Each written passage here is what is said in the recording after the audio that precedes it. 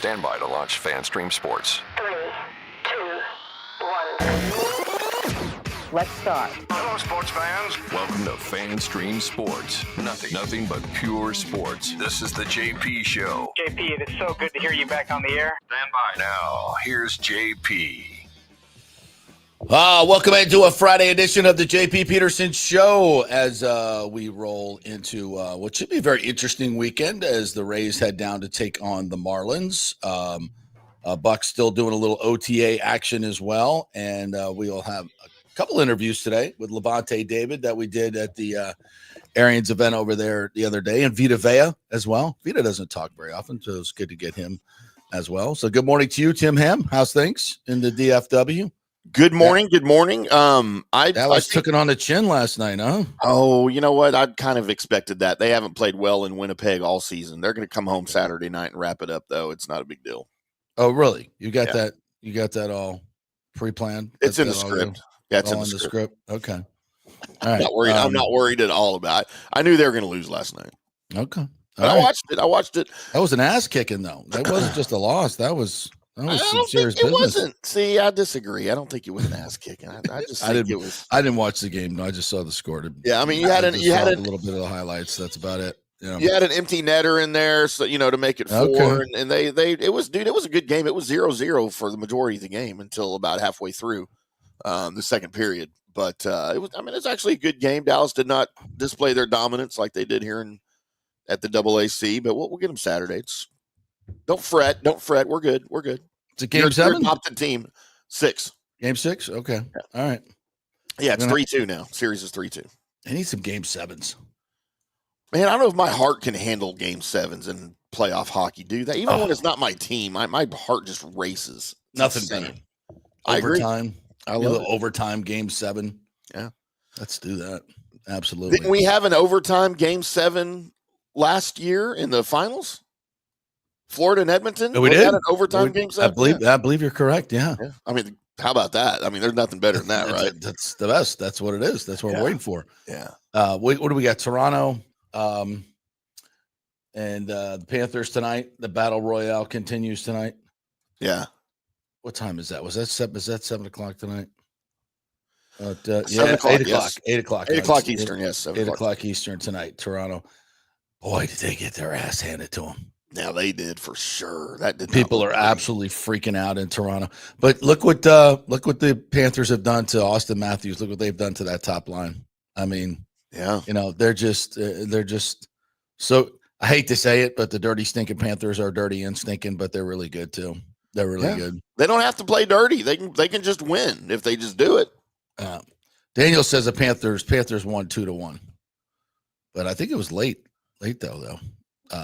I don't know. My brain does not work that way. Anyway, welcome in as we get ready to talk a little Rays action. They were actually somewhat entertaining to watch in Toronto for 2 of the 3 games that they won.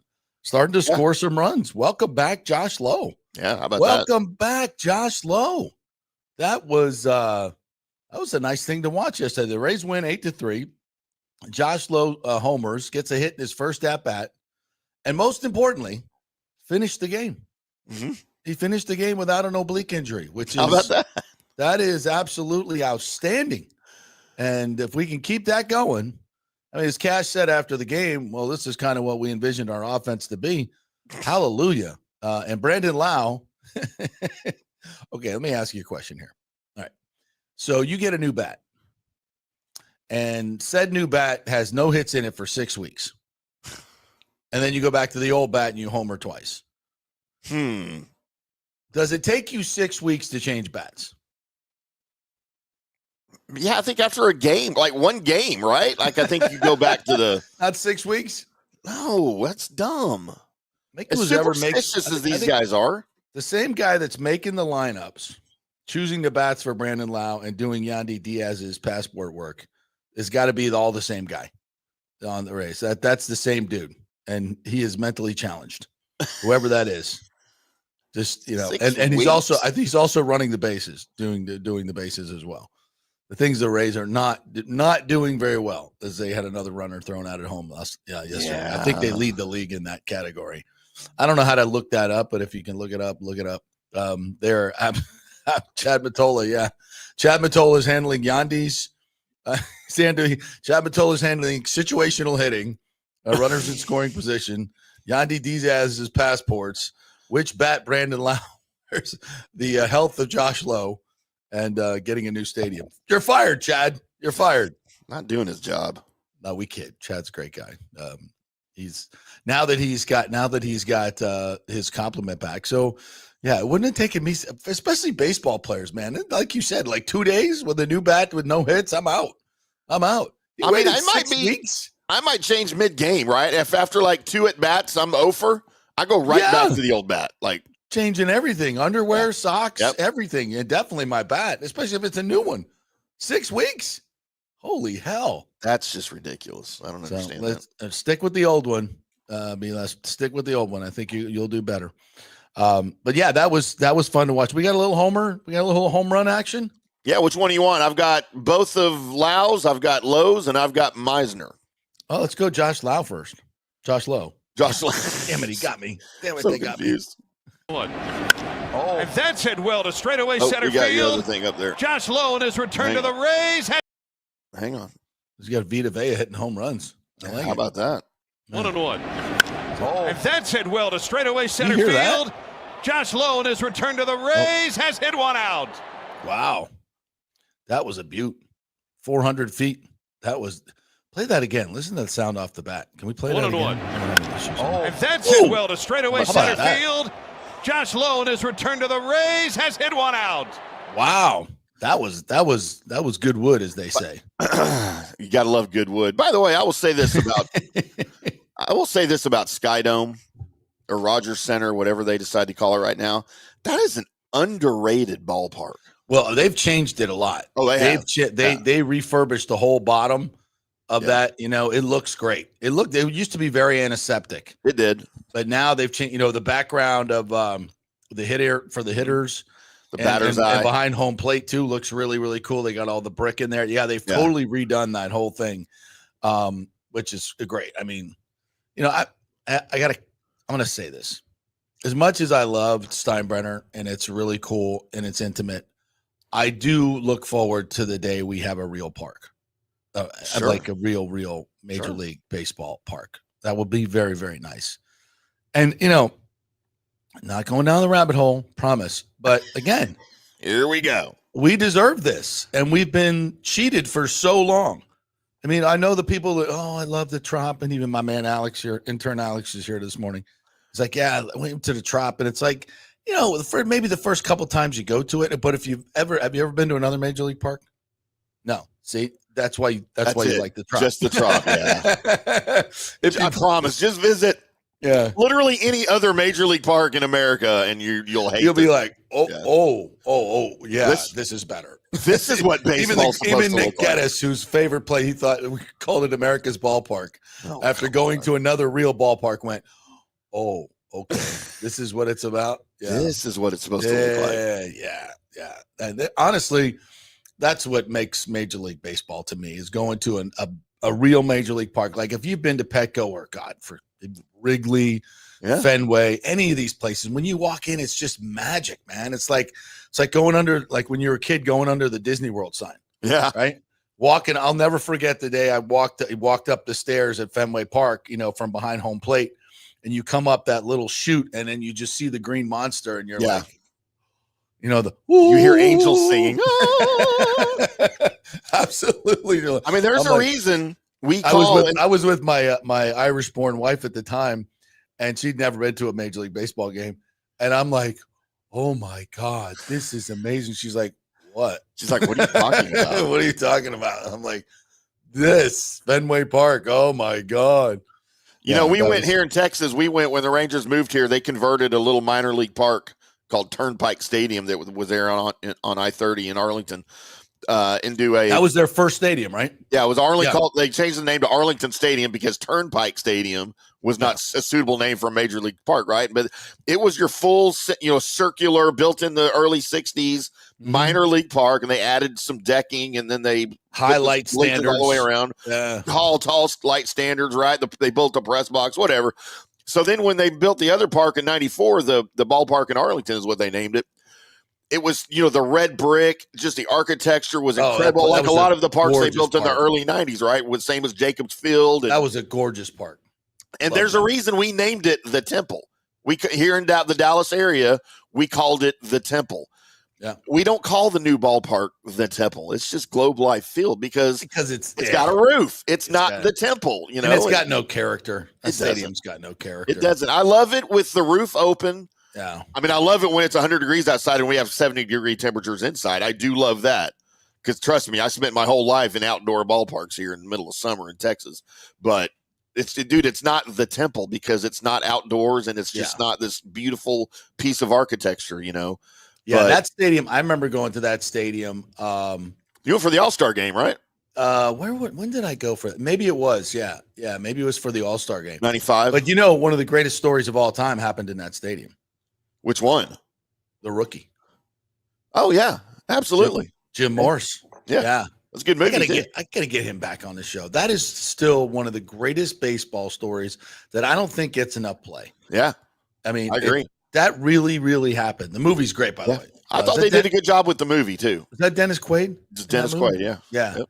They did a great job with that movie. I'll watch that movie 1,000 times. That's back when Disney knew how to do movies. Yeah, I forgot about Disney. Yeah. That was a Disney movie. Yeah, the best Disney movies are the ones that you don't know they're Disney movies. You can't tell. Yeah.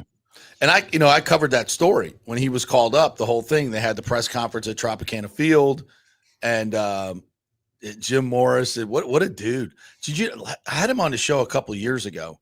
Total off tangent. Here we go. And he got Parkinson's. Yeah, I heard that. Yeah, he got Parkinson's, and and then he was going to see an alternative. When he was on my show last, he was starting to see this alternative health medicine doctor, and it was having tremendous results. Oh, wow. So I hope he's still doing well because I think I saw he was still on the speaking. Yeah, we need to do that. The speaking circuit, but what a dude! Great motivational speaker. Great story, man. Great story. I mean, because that high school team. If you don't know the story, real quick. 36-year-old guy who played college baseball, blew out his shoulder at an early age, and then was coaching a small team of high school baseball kids in some small podunk town in Texas. And literally came out and it was 9 players, on the team, turned it in, and they turned it into a state champion. Mm-hmm. And he told the kids, he says, if you guys win the district or whatever state championship, he goes, I'll go try out. Cause he was in throwing batting practice to the kids. And they kept telling him to go try out. Yeah. He was throwing high 90s from the left side. Yeah. And I'm like, coach, you need to go try it. It's like, I'm not, you guys think I'm throwing fast. That's not major league. I know what major league, and that's not it. And then he I don't know if this part is true, but it made a great scene in the movie where he stopped by. There was one of those radar signs on the side of the highway, you're going too fast, and he got the balls out of his trunk. Yep. And he threw it towards the sign, and it went by the sign and it said 97. Yeah. And he threw another one. It was 98. He's like, holy crap, maybe I do got some gas here. And then went to a tryout, and the Rays, as cheap as they are, I'm like, yeah, we'll sign you guys. We'll sign you up. Sure, let's go. And the damn it if got called up against the Rangers, in Arlington. Yeah, and his whole family came up, because it was in Texas.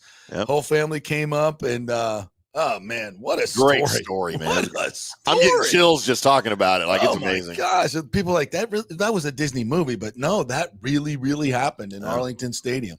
Yeah, that was just an insane story. It's a true baseball story, just like Angels in the Outfield.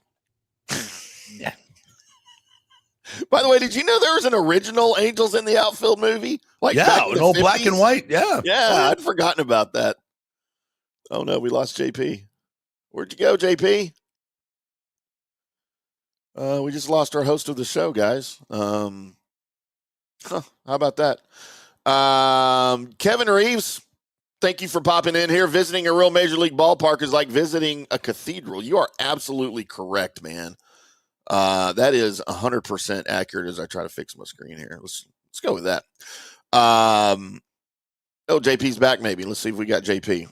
JP, do we have you back? I'm back. Okay. I don't know what just happened there.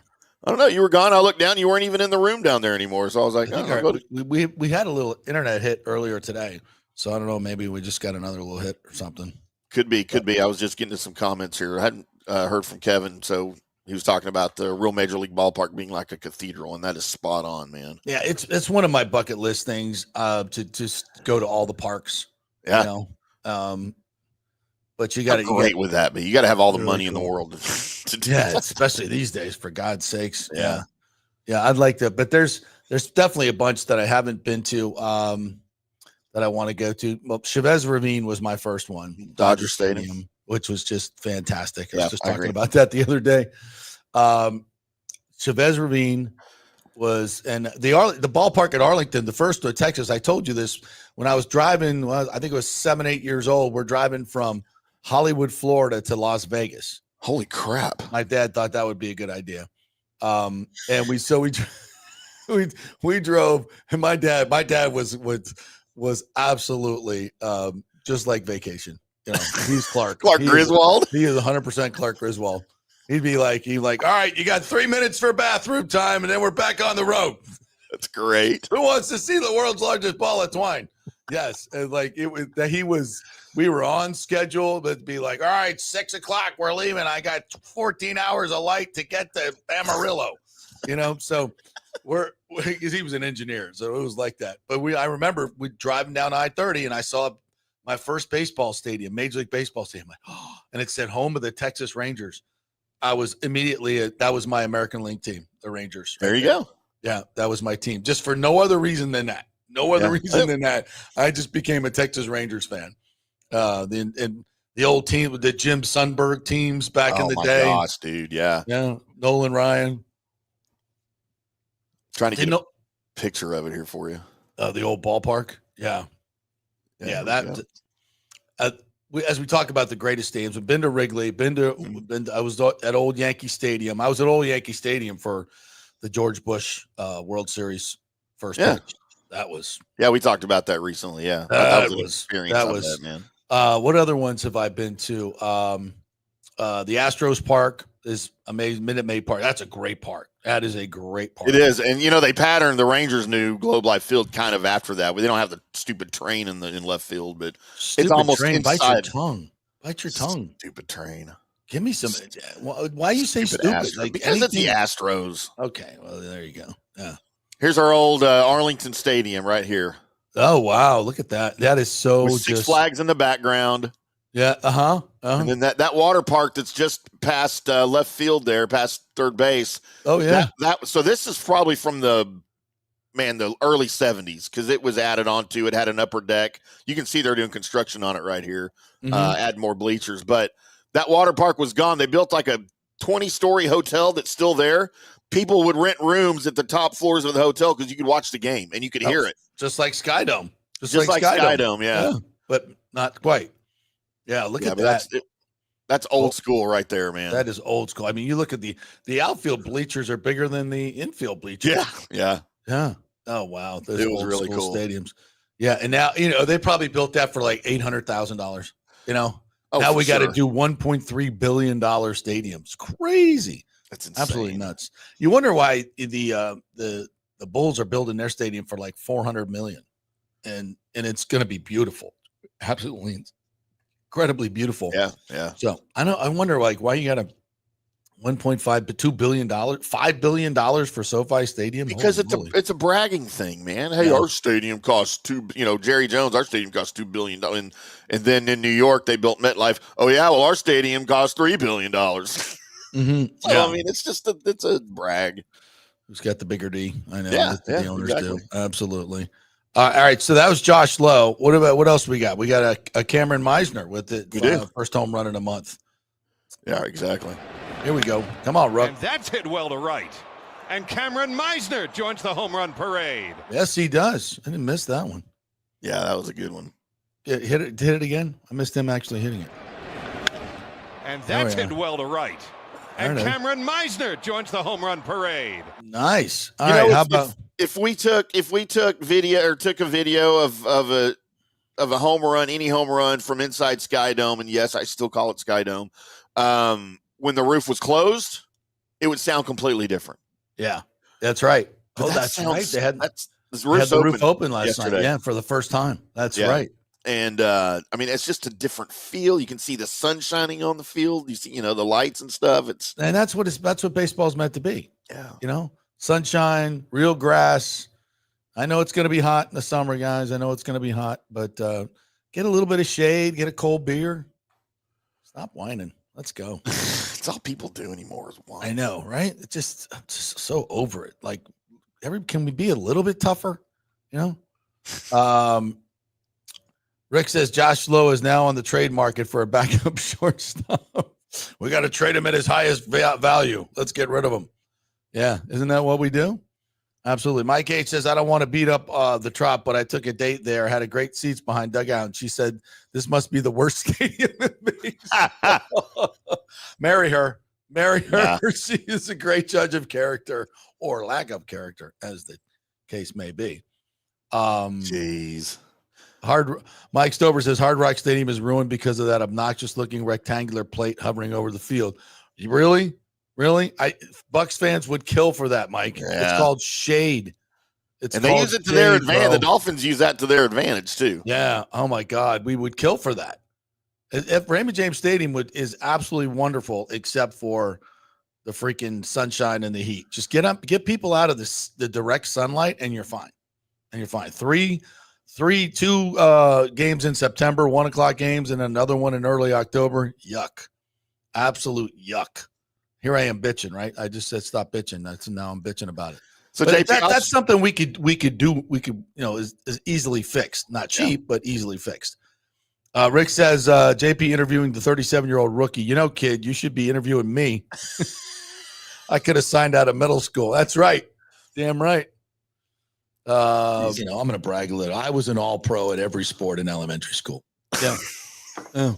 Oh, by the way, that little quip there resonated with one of our listeners. If I may take a moment. Okay.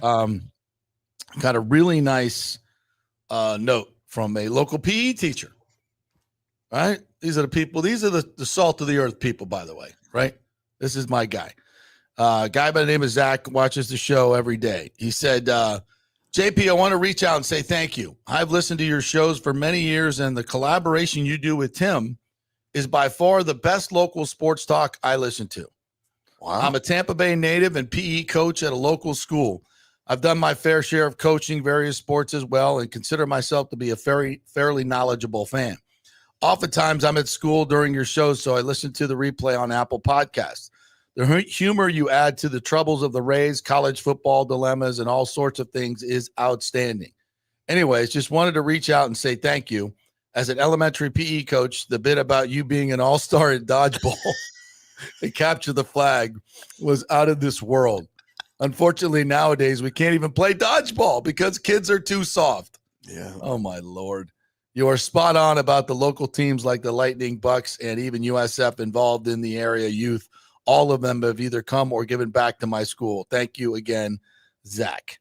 So there you go, man. I told Zach to send me his address. I'm going to send him heck yeah, Fan Stream Sports t-shirt. And I told him, I said, you made my day, first of all, and just getting notes like that from people, a PE teacher that's lived here all his life and is a big sports fan. I mean, these are literally my favorite people in the world. Salt of the earth, hardworking people, and if we're resonating with those folks, we're doing something right.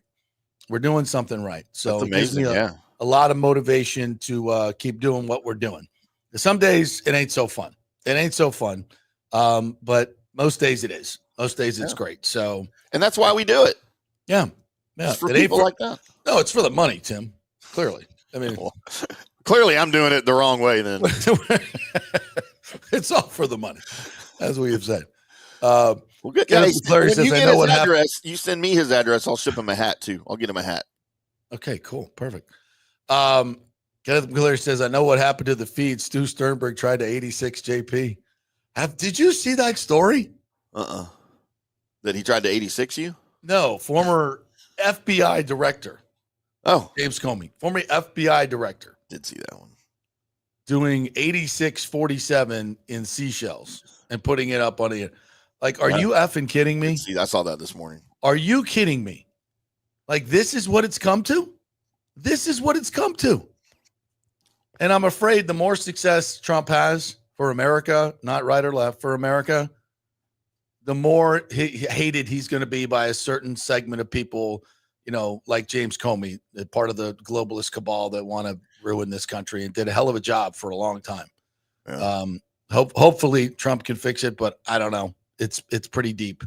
We'll see. But I think he's doing a great job. And, nobody likes the methods, or a lot of people don't like the methods at times, including myself. But I don't worry about that. Just get it done. Just fix the stuff that needs to be fixed. And but how do you, as a former FBI director, you don't think, if you didn't know the FBI was completely corrupt under James Comey and Christopher Wray and those guys, well, now you know. Now you know. I mean, look at that. A sitting president, like literally going on social media and putting that out there to 86, which means kill and murder, by the way. Yeah. For those of you that didn't work in restaurants. Yeah. I always wonder where that came from. Like I'm always fascinated from the TV show. No, actually, this I read today was much more, I think, accurate. Is that a grave is 8 feet long and 6 feet deep? Yeah, that's if you dig a grave, it's 8 feet long, 6 feet deep. So that's where 86 came from. You 86 somebody. Huh? I mean, that makes sense.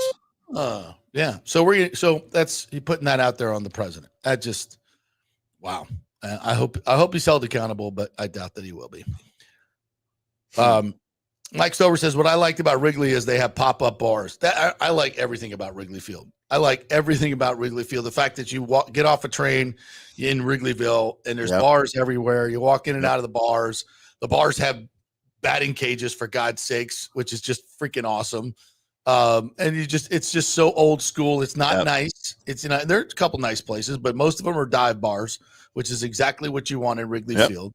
And you go into this beautiful cathedral. Everything is like walking into a museum, and they've redone it so nicely. Like it's a really clean and nice museum. Everywhere, it's just so perfect. The whole damn thing is so perfect, and great to see the Cubs doing well. No, absolutely, way better than that piece of crap they got down south. Yeah, wow, right? Oof. If the Pope's Pope ought to be a Cubs fan. That's all I'm saying. Should be, yeah. Cody says, "Where's Johnny DeLuca?" Who cares? Who cares? Replaced. That's where Johnny DeLuca is, replaced by Chandler Simpson, and he ain't going back. B said, I picked Brian Gerard last week, been following his career for years. Speaking of the PGA Championship, he played. That was a hell of a first round for him. He bogeyed 17 and 18 coming in, though. Could have been 2 shots clear. You got an update this morning?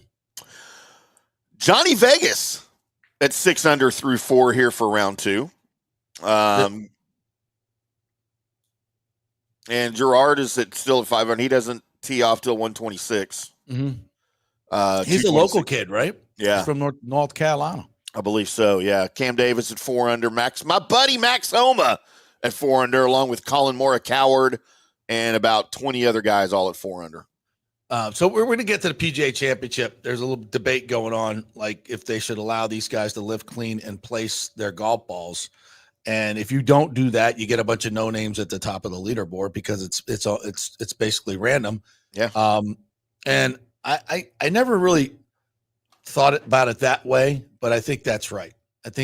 You want the best of the best, especially in a major. You want the cream to rise to the top. So if everybody's getting mud on their ball, and if for those of you who are not golfers, if you get mud on your ball, you have no idea where it's going. Can't control it, can't spin it, can't fly it right. Yeah, it just goes where it becomes a knuckleball. The spin comes off it, and it just goes wherever it wants to go. Scotty had a double bogey because of the mud on his ball, and I mean, 100%. It was because he couldn't clean it. So yeah. So when you get to that point at a major, I'm like, yeah, just love, because it's uniform for everybody. Mm-hmm. Now it's just not the luck of the draw that your ball hit a certain way in a certain spot and it just got a big chunk of mud on it. So I think absolutely. But I will say this, because I think the only time they allowed a lift clean in place in a major the scores were ridiculously low, and it kind of historically screws up maybe some records. And I think there actually was a record broken in that major, which I would put an asterisk by that. I would definitely, it was lift cleanups because that's different. The Barry Bonds rule. Yeah, I would definitely put an asterisk there. But yeah. I'm not a fan of the lift clean in place, but I do agree there are conditions where it's necessary. Yeah, I agree. And in this situation, in a major, when you're dealing with this type of, where they have 3 inches of rain, and the whole course is just mud, well, you've got to allow them to do that. It's just not fun. Although I'm always a fan of Scotty Scheffler making a double bogey. Absolutely. I know you are. Yes, Agent 86 was Maxwell Smart. Yeah. Great show. One of the great shows of all time. Yep. Brilliantly written. Looked like slapstick comedy, which of course it was. It was. But you go back and watch it, and there's so many things. By that much. Yeah. By the way, was I the only one that had a massive crush on 99? Oh my God, who didn't know? Yes, absolutely. Barbara Feldon. 99? How about that? Pulling her name out of my butt. Barbara Feldon. Yeah. God, that was such a great show. I need to go back and watch some old Get Smarts. Those are fantastic. All right. So do we have the Brandon Lowe home runs? Do we have those? We do have those. Here is his first of the day. Now Brandon Lowe. Way up into the air to right. And 2 batters in, the Rays lead 2-0. How about that one? I think we're missing the beginning of it. I know we're having technical difficulties. Is that just me? Oh, are you not getting it? I'm not getting it. They're showing up slow. There it is. Way Boom. up into the air to right. Hey, that looks like his old bat. And 2 batters in, the Rays lead 2-0. How about that? You want a second one too? We go back to back. Yeah.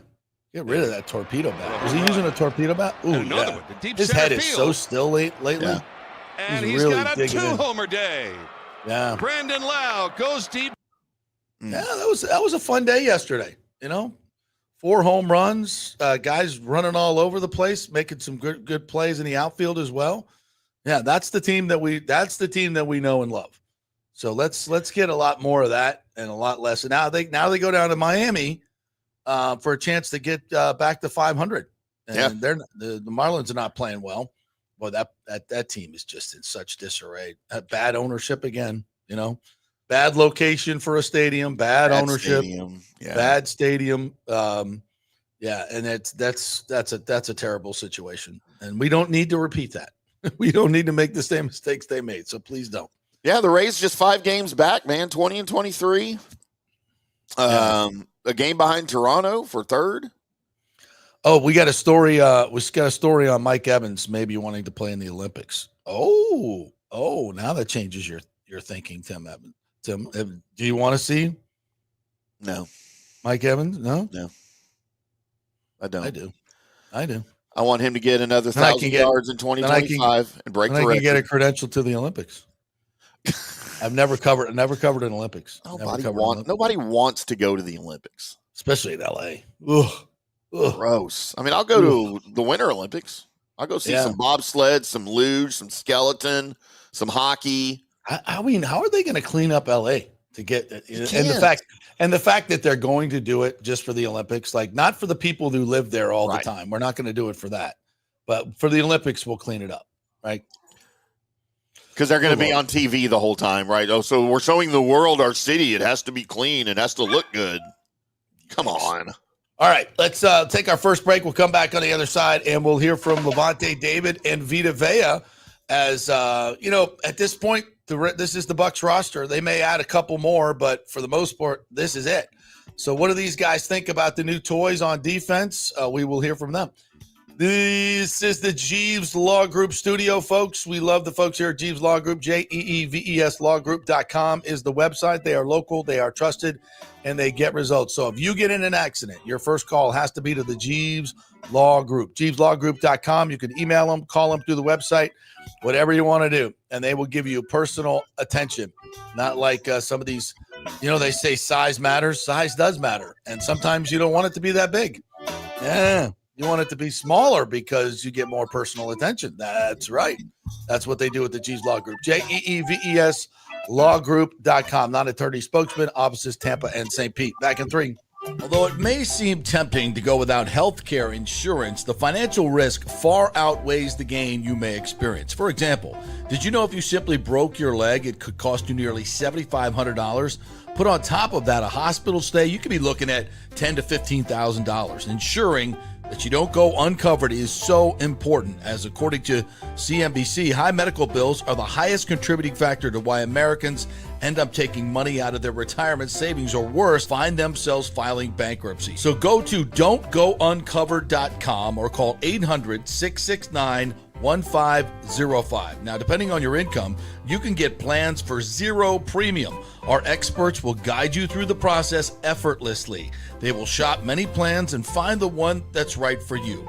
I called and I have full health coverage through Florida Blue for zero monthly premium. It's a free call. So why go uncovered? It's a huge risk. Go to don'tgouncovered.com or call 800-669-1505. That's 800-669-1505. Spring means a time of renewal and Rays baseball, and the folks at Italiano Insurance want to welcome the Rays to Tampa and remind you it's time to renew those insurance policies with the now famous Italiano Insurance Checkup. Let the experienced and friendly agents shop your policy for the best price and coverage. Famous for saving me over $1,000 on our auto insurance last year and over $500 on our homeowners. Now that's a grand slam. Might as well get a double play by adding flood insurance and business insurance to your portfolio. Costs less than you think, and trust me, you do not want to risk your home or personal wealth. That's a big whiff. So step up to the plate and call 813-877-7799 and chat with the all-star agents at Italiano Insurance. 813-877-7799 or go to ItalianoInsurance.com. Go Rays! JP here for Riveters, our new official sports bar and grill of the JP Peterson Show. And just like our show, no BS, no corporate chain feel, just amazing, authentic folks serving great comfort food in a casual atmosphere at unheard of prices. Riveters is located just south of Raymond James and Steinbrenner Field on Dale Mabry, walking distance to the park, so free parking, great place for pregame and postgame. Let's talk about fresh food. Nothing is frozen. Burgers, wings, prime rib, roasted fresh daily, never frozen. That makes a huge difference. The mahi, the salmon, also super fresh. All our sauces are original recipes made in-house. Our Warhawk chili and fully loaded potato soup is made fresh in-house. It's the best food anywhere, served by people who actually care. Riveters on Dale Mabry, just north of 275, just south of where the Bucs and Rays play. We'll see you there. Are you looking to renovate your home, rebuild after the hurricanes, or build your dream home from scratch? Well, let me tell you about my friend Jason Fawcett and On-Site Construction. They have over 1,450 satisfied clients, 25 years of experience, over 500 designs, and a talented team of over 40 construction professionals. They believe building something exceptional begins by truly focusing on all the details, even the smallest ones. We understand that construction can be a daunting process, and we're here to make it as smooth and stress-free as possible. Quality is non-negotiable at On-Site Construction. We use the finest materials, employ the most skilled tradespeople, and adhere to the highest industry standards to deliver a product we're proud of and that you're going to love.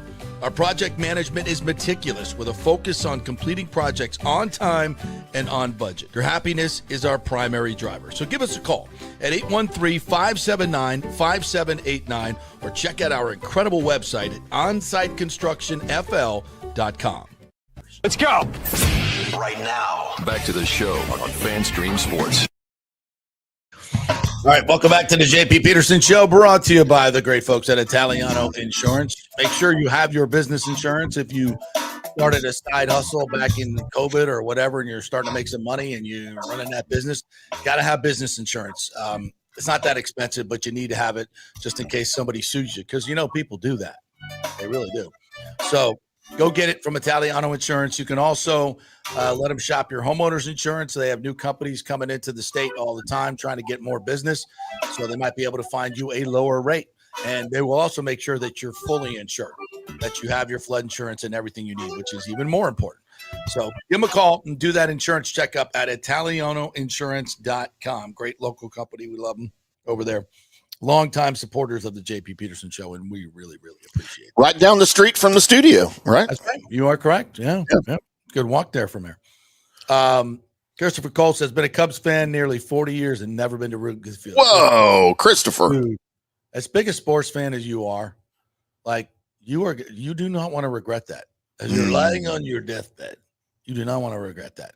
Just go get on the Spirit website, get your $50 ticket to Chicago.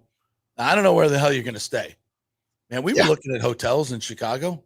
Like the Hampton Inn's like $700 a night in Chicago. Any weekend you pick in the summer, I don't know what the hell's going on.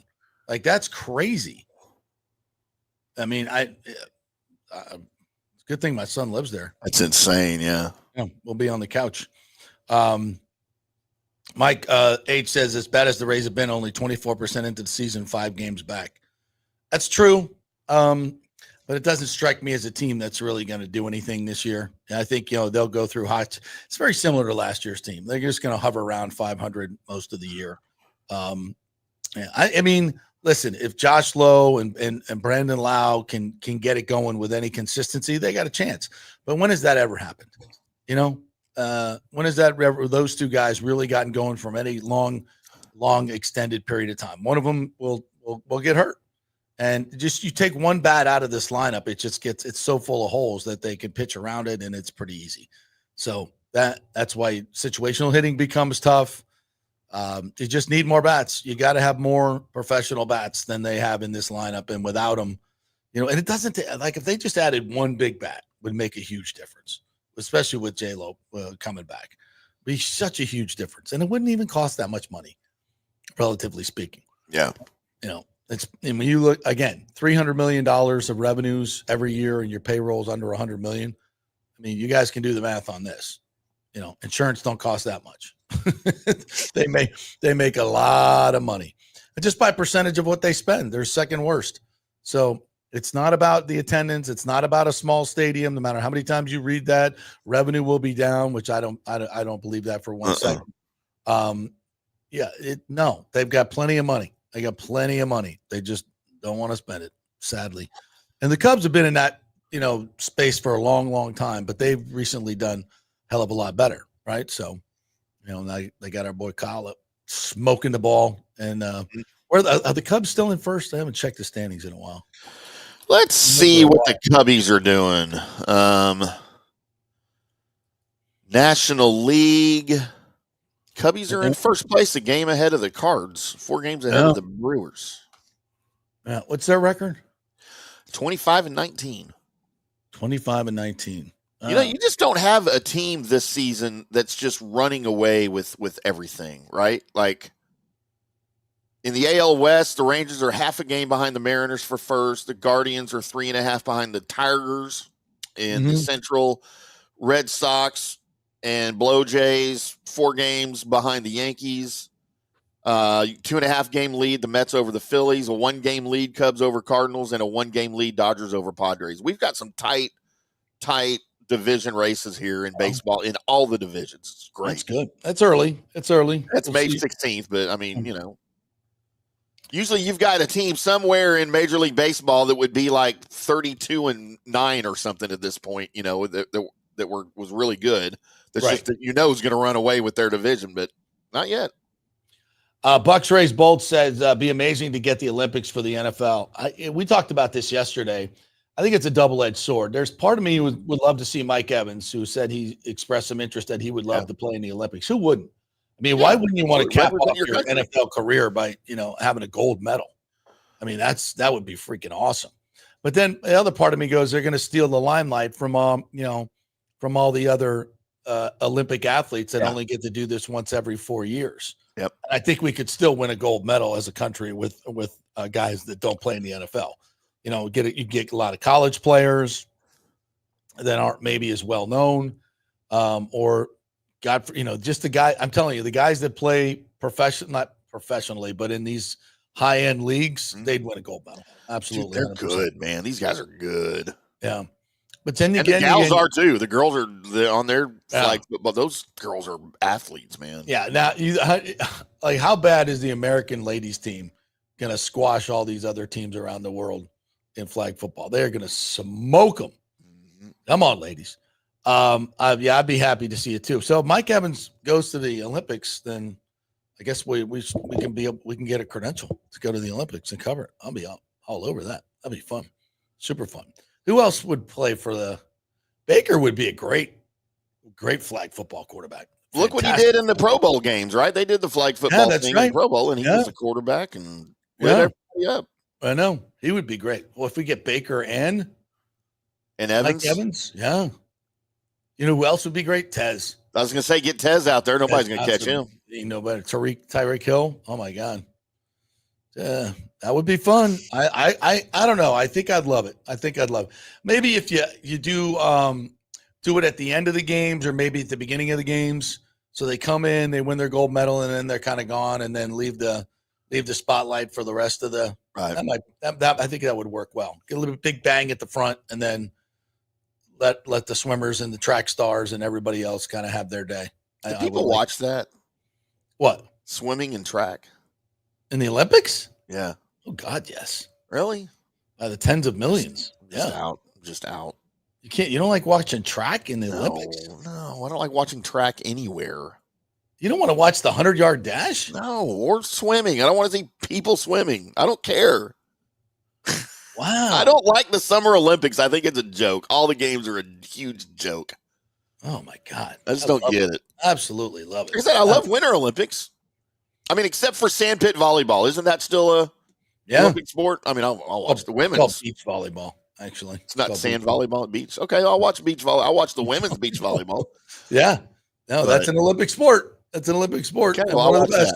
But one of the best. Absolutely. Wake me up when the Winter Olympics start. You don't like gymnastics? No. Simone Biles doing all that flipping? You know what? I could not pick Simone Biles out of a lineup. I have no clue who she is. No. Simone Biles? No, I don't know what. Like, I know who she is from her name. I hear her name all the time, but I don't know what she looks like. You can't miss her. You can't miss her. Her shoulders are like this wide, and she doesn't sound attractive. Her waist like this wide. Yeah, and she's like amazing. She's an upside down triangle. Yeah, big time. She is amazing. She doesn't sound attractive. But well, I would disagree with that.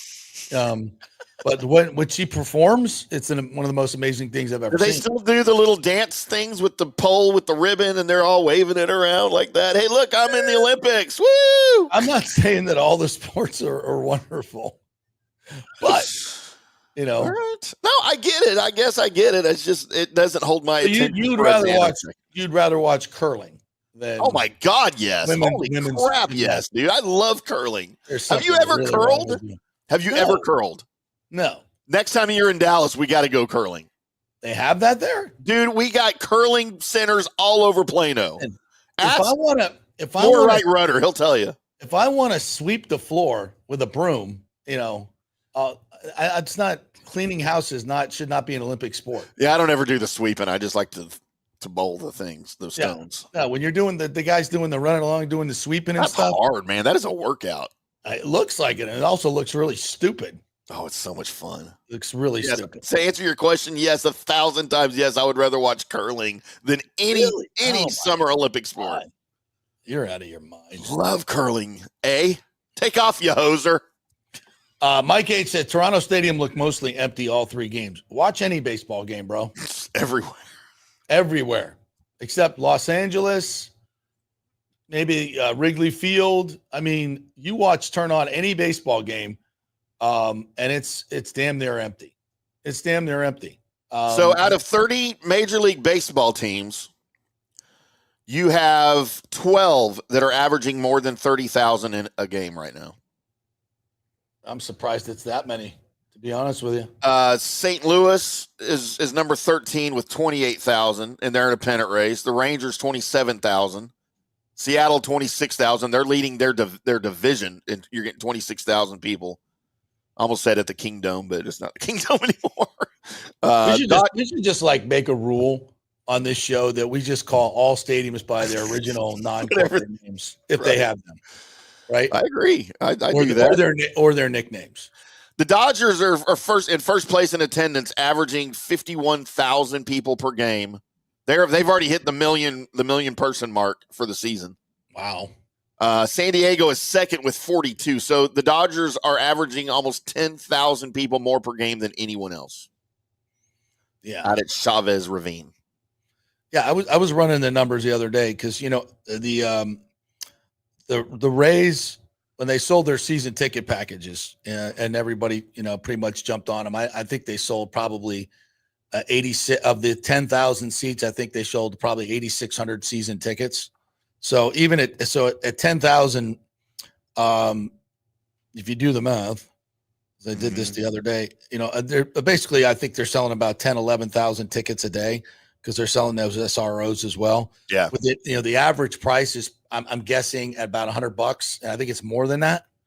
And then plus concessions, you're looking at probably $2 to $3 million per game, right, in revenue for the Rays, which adds up to about $180 million a year. So in case that's before you sell one sponsorship, before you sell one ad on TV, before you get your revenue sharing money, before you get your central fund money. So they're well over $300 million in revenues. So the Rays are last, obviously, because of where they're playing at 10,000 per game. The Athletics, also in a so-called minor league ballpark, 10,000 per game. But the Miami Marlins, boys and girls, whose stadium will hold, correct me if I'm wrong, JP, about 38,000 is their capacity? Yeah. They're averaging 12,000 people per game. Yeah. Well, and and when I talked to the Marlins fans about that, I called my buddy Hugh, who's been a longtime Marlins fan, was a season ticket holder when they were at the Pro Player Stadium. And he's like, yeah, it's just Joe Robbie Stadium. Yeah. Yeah. They're like, he's just like, yeah, nobody cares. It's because of the ownership. The ownership is so cheap. They're putting a AAA team out there, and nobody's going to go see a AAA team until they get some stars. They sold off all their stars, for the most part, and even their homegrown guys. And people are just, especially in Miami, they're front runners. They're just not going to go out and watch that stuff. They're just not. Yeah. And so they're going to have to invest in order to get the crowd. And that's when people say, Florida's not a good place for baseball. Look at how bad the Marlins have been run, and look how bad the Rays have been run. Look at the two owners that we've had. Look at the stadium we've had. Look at the stadium placement we have. It's all horribly wrong. And both franchises have done it so terrible.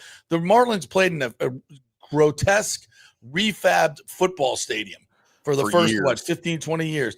And then they put their park in a terrible location. And then where the Orange Bowl was, right? Isn't that the same site where the Orange Bowl was? Yeah. Yeah. And it's not, it's not a downtown location. There's nothing around it. There's just, and the ownership sucks. And they pissed off, Ozzie Guillen pissed off all the Cuban people from the very beginning. Yeah. I mean, they've done everything wrong. And in a lot of ways, the Rays have too, in terms of building a brand. You've got to have ownership that people support. And that's just never been the case here or there. And that's why, they don't do well. One of the main reasons why they don't do well. Mike H says, who doesn't like the javelin and shot put? I mean, yeah. I got nothing for you. Yeah. Unless one of the photographers is getting stabbed in the thigh by the javelin, I'm probably out. There's a curling Hall of Fame in Toronto. Hall of Fame. There is. It's a big deal, man. I bet you it gets as much attendance as the Hockey Hall of Fame in Toronto does. I doubt that. In any sport where you can hold a beer while you do it should not be an Olympic sport. Oh, it should be. See? No. Sorry. It should not be an Olympic sport. Absolutely. Mike says Jaden Daniels grew up playing flag football. Very elusive. Yeah. I mean, it's about time they had that in the Olympics. The United States has their own curling Hall of Fame. Did you know that? The what? The United States has their own curling Hall of Fame. Really? I'm pretty sure it's only online. That's for curling hair, though. Christopher Cole says pretty soon left cornhole is an Olympic sport. Again, if you can hold a beer while doing it, I might watch cornhole Olympics. I love cornhole. Oh my God! No appreciation for these market. Don't appreciate it. All right, let's hear from Levante David, shall we? Let's talk a little football. Should we do that? So Move on. Levante was at the Bruce Arians Guardian Ad Litem charity dinner on, what was that? Tuesday, I believe it was. A lot of folks showed up to have dinner with the Buccaneer, and for Bruce Arians and his wife, who does such a great job with that charity. So here's Levante chatting about all things Buccaneers, because we haven't had a chance to talk to him since after the draft. So away we go. Levante David. And incredible people's person and ultimate players coach. And that's somebody who you always want to have by your side when you play this game.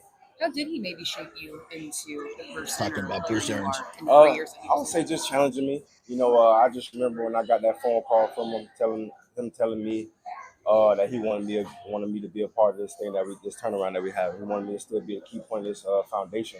And when he said that, that's all that took to sold me. And then from there on out, I was the kind of like the glue guy, would you say? He put it on my shoulders to take control and everything, be the leader that I never thought I could be. He got it up out of me, he just pushed me every time something was going on in the locker room. He came to me, and I was able to handle everything and stuff like that. And I just go back to that memory, the Kobe year, when there was only one captain on the field, and he chose me to be that captain. So that meant a lot to me. And even during the Super Bowl, I was the only captain on the field. But that meant a lot to me, and that just shows how much respect that he had for me. Levante, there's one thing this team does really well. You guys show up for each other. Talk about the commitment that this team has in the community. You guys are always at each other's charity events. You guys really get back to this community. Yeah, that's real big. I mean, that started way before I was here. With Tony Dungy and those guys, Derek Brooks. I see DB do it all the time. He's still in the community right now to this day. So when you look at stuff like that, you want to continue that legacy. A lot of guys we have great friendships, on the field and also off the field. So we want to continue to do that and really, be there for one another. Whatever this type of support that you need from a teammate, and you take pride in that. How tight is this team, Levante? Jason says he's never seen a team this close.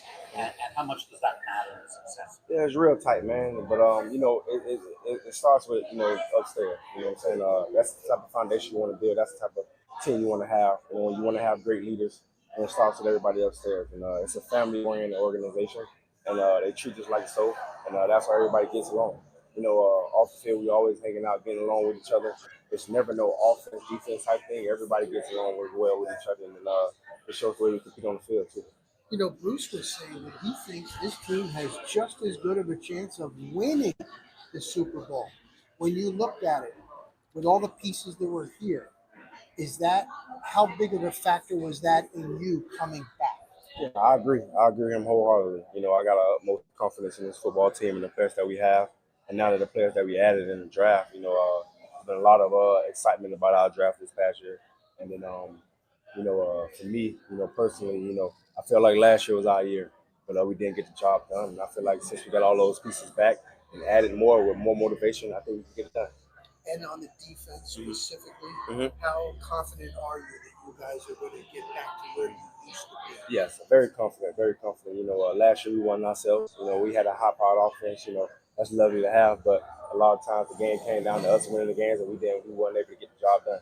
So, we're taking it amongst ourselves to get the job done this year. We got a lot of confidence. A lot of young guys are not older guys.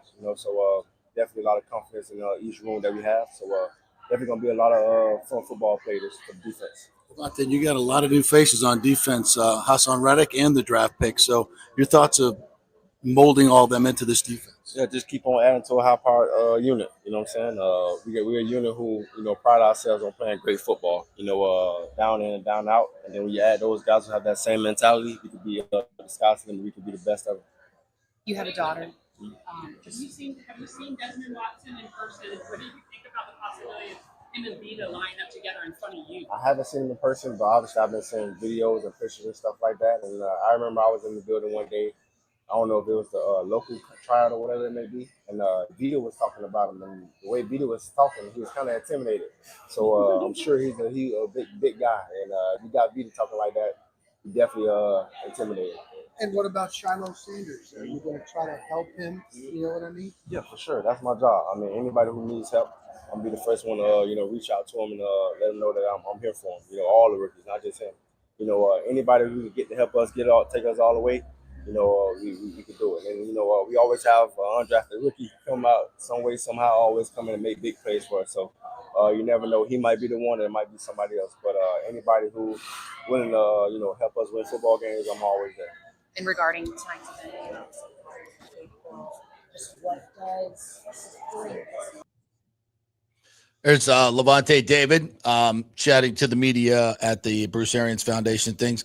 Yeah, you could tell that he's very excited about the guys that have been added, and Servassier Dennis as his linebacker mate, and they truly believe that this is a Super Bowl team, and I certainly don't disagree.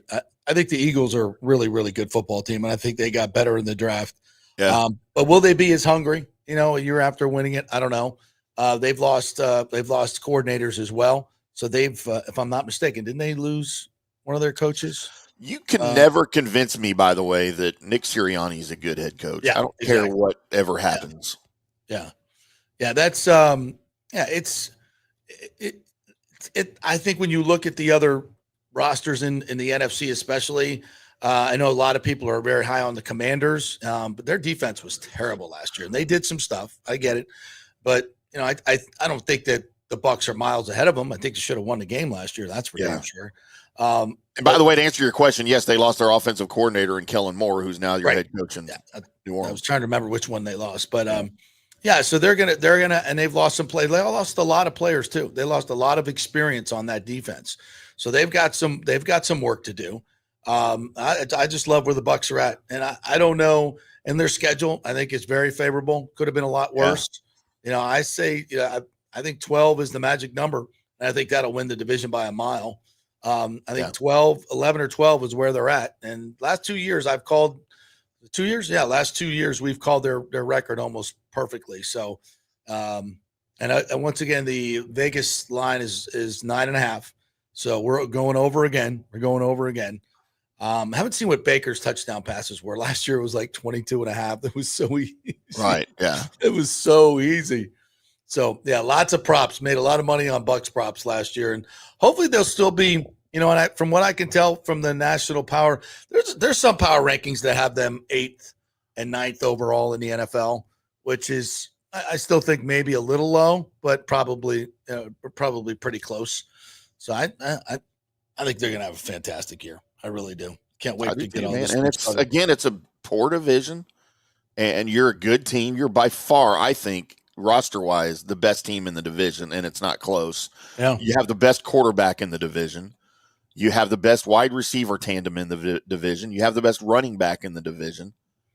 Yeah. I mean, I guess head coach might be a question, but I mean, can with a better defense, they can overcome that. Well, I think the fact that he's delegating so much of this is going to be a big, big help to him, and hopefully help him manage games better. Let's hope. Everything's in place. You just got to go do it. You got to go do it. And I think this team has a chip on its shoulder as a team. I want them to keep being disrespected. And you can hear that from Levante. You hear it. We're going to play Vita Vea after the break. So I think they're in a good mind space now. Obviously, injuries are a huge, huge part of this. I don't know how good of a play caller Grizzard is going to be. That's a big mystery. But I don't think play calling is important. There's no question about it. But what's more important? Continuity. And having Baker Mayfield as your quarterback, same receivers, same offensive line. Bruce Arians talked about this yesterday. We did that when we ran our one-on-one with Bruce. He said continuity is so key. And they've got all these guys coming back, and the offensive line is top 5 in the league. Quarterback, my estimation, top 5 in the league. Receiving core, top 5 in the league. Running backs, top 5 in the league. This offense should get better. It should get better. And especially if the defense is better, you'll have more opportunities. You won't have 7 possessions a game like you had against Washington, which is key. If you don't have the ball, you can't score. So, especially when your defense isn't getting any turnovers either. Right. You're getting no turnovers. You're giving up the booty on 3rd and 4th down. Your offense can only do so much. They can't stop the other team on 3rd and 4th down. And had the Bucs gotten an opportunity to get the ball back in that game, I think they would have won the game. Yeah. So that's a huge part of it. So everything's remember the game place. against the Cowboys, how they lost that game. You were right there at the end of the game to win that one. Yeah, it was the defense almost every single time. Yep. So it's got to be better. All right, Bill Belichick did another interview this morning for Good Morning America. I have some quotes from that. Very interesting. Was Jordan there? There he is. There he is. So we'll tell you all about that. Caleb Williams had some stupid things to say. So is he going to screw this up? Is he going to screw this up some? Yes, he is. We called it. Yeah, I've never been a big fan. We'll see. Nope. We'll see. Nope. But being in Chicago is not going to help him, obviously, because they clearly don't know how to do quarterback well. So we'll hit that when we come back. We are brought to you by the Gold and Diamond Source. Their trade-up value is going on right now, up to $2,500. You bring back your diamond that you bought or which that you purchased there, they will give you up to $5,000 on the trade-in. So they'll double your trade-in up to $2,500 at the Gold and Diamond Source through the end of May. So take advantage of that. If you've been thinking about upgrading and you're a Gold and Diamond Source customer, now is the time to get in there and double your upgrade. Cannot miss that. Of course, if you're looking to pop the question, no better place than a Gold and Diamond Source to get that ring. I did it. Nick did it. Tim will probably do it another 4 or 5 times. Probably. Got to know where if I do it, I will go there. Stick your finger in the right place in a Gold and Diamond Source ring. No promises. That should be their new tagline. I don't think they're going to adopt that. No. Stick your finger in the right place. Yes, the Gold and Diamond Source ring. No. Hey, I might adopt that. That's brilliant. 3800 Homerton Road, always online at thegoldendiamondsource.com. Back in 3. Hey, JP here for my concierge medical professional, Chris Lugo, PA. You've heard him on the show for a couple of years where he shares invaluable medical, nutritional, and supplement advice. With Chris, it's like having a medical provider as your best friend. What I love about this concierge service is the convenience and support he offers. I can text or call him 24/7 with any questions or concerns, and he'll promptly call in a prescription if needed. No office visits or copays required. It gives me peace of mind knowing I have someone genuinely invested in my health, not just focused on insurance profits. And the best part, the Bay Area Modern Medical Center's personal concierge service is more affordable than you might think. Don't let insurance companies dictate your health care. Take control of your health and wellness today. Visit BAMMC.com for more information and to schedule your initial free consultation. Empower yourself and take charge of your personal health with BAMMC.com. JP here for the Gold and Diamond Source. You know, we told you about the amazing Diamond Savings Account where your diamond never loses its value. Well, now, through the end of May, the Gold and Diamond Source will double your trade-in value up to $2,500. Just bring in your jewelry to trade and your $2,500 piece turns into $5,000. It's time to upgrade that ring, earrings, whatever. We have gemologists on site to make the deal. Double your trade value up to $2,500. Gets you $5,000 to spend. So go through your jewelry box and get that stuff you never wear and get something new and stylish that you're going to love. Great experience, and we will double your trade-in now till the end of May. We can finance you as well. No interest for 5 years. Only at the Gold and Diamond Source, 3800 Ulmerton Road. Always online at goldendiamond.com. JP here for the Jeeves Law Group and my man Scott Jeeves, who lives right here and has long been a highly respected member of our community. He's a proud sponsor of the Tampa Riverwalk. Jeeves Law Group is also a proud sponsor of our Grand Central District in St. Pete and has neighborhood events throughout the year. He has an office on Central Avenue in St. Pete and one on South Howard in Tampa. You can't get more local than that. So when you need an attorney, are you going to hire some huge firm that advertises all over the state or the one that supports your favorite sports show? It's the Jeeves Law Group. We're local, we're trusted, and we get results. For personal injury and personal attention, call us for a free case evaluation.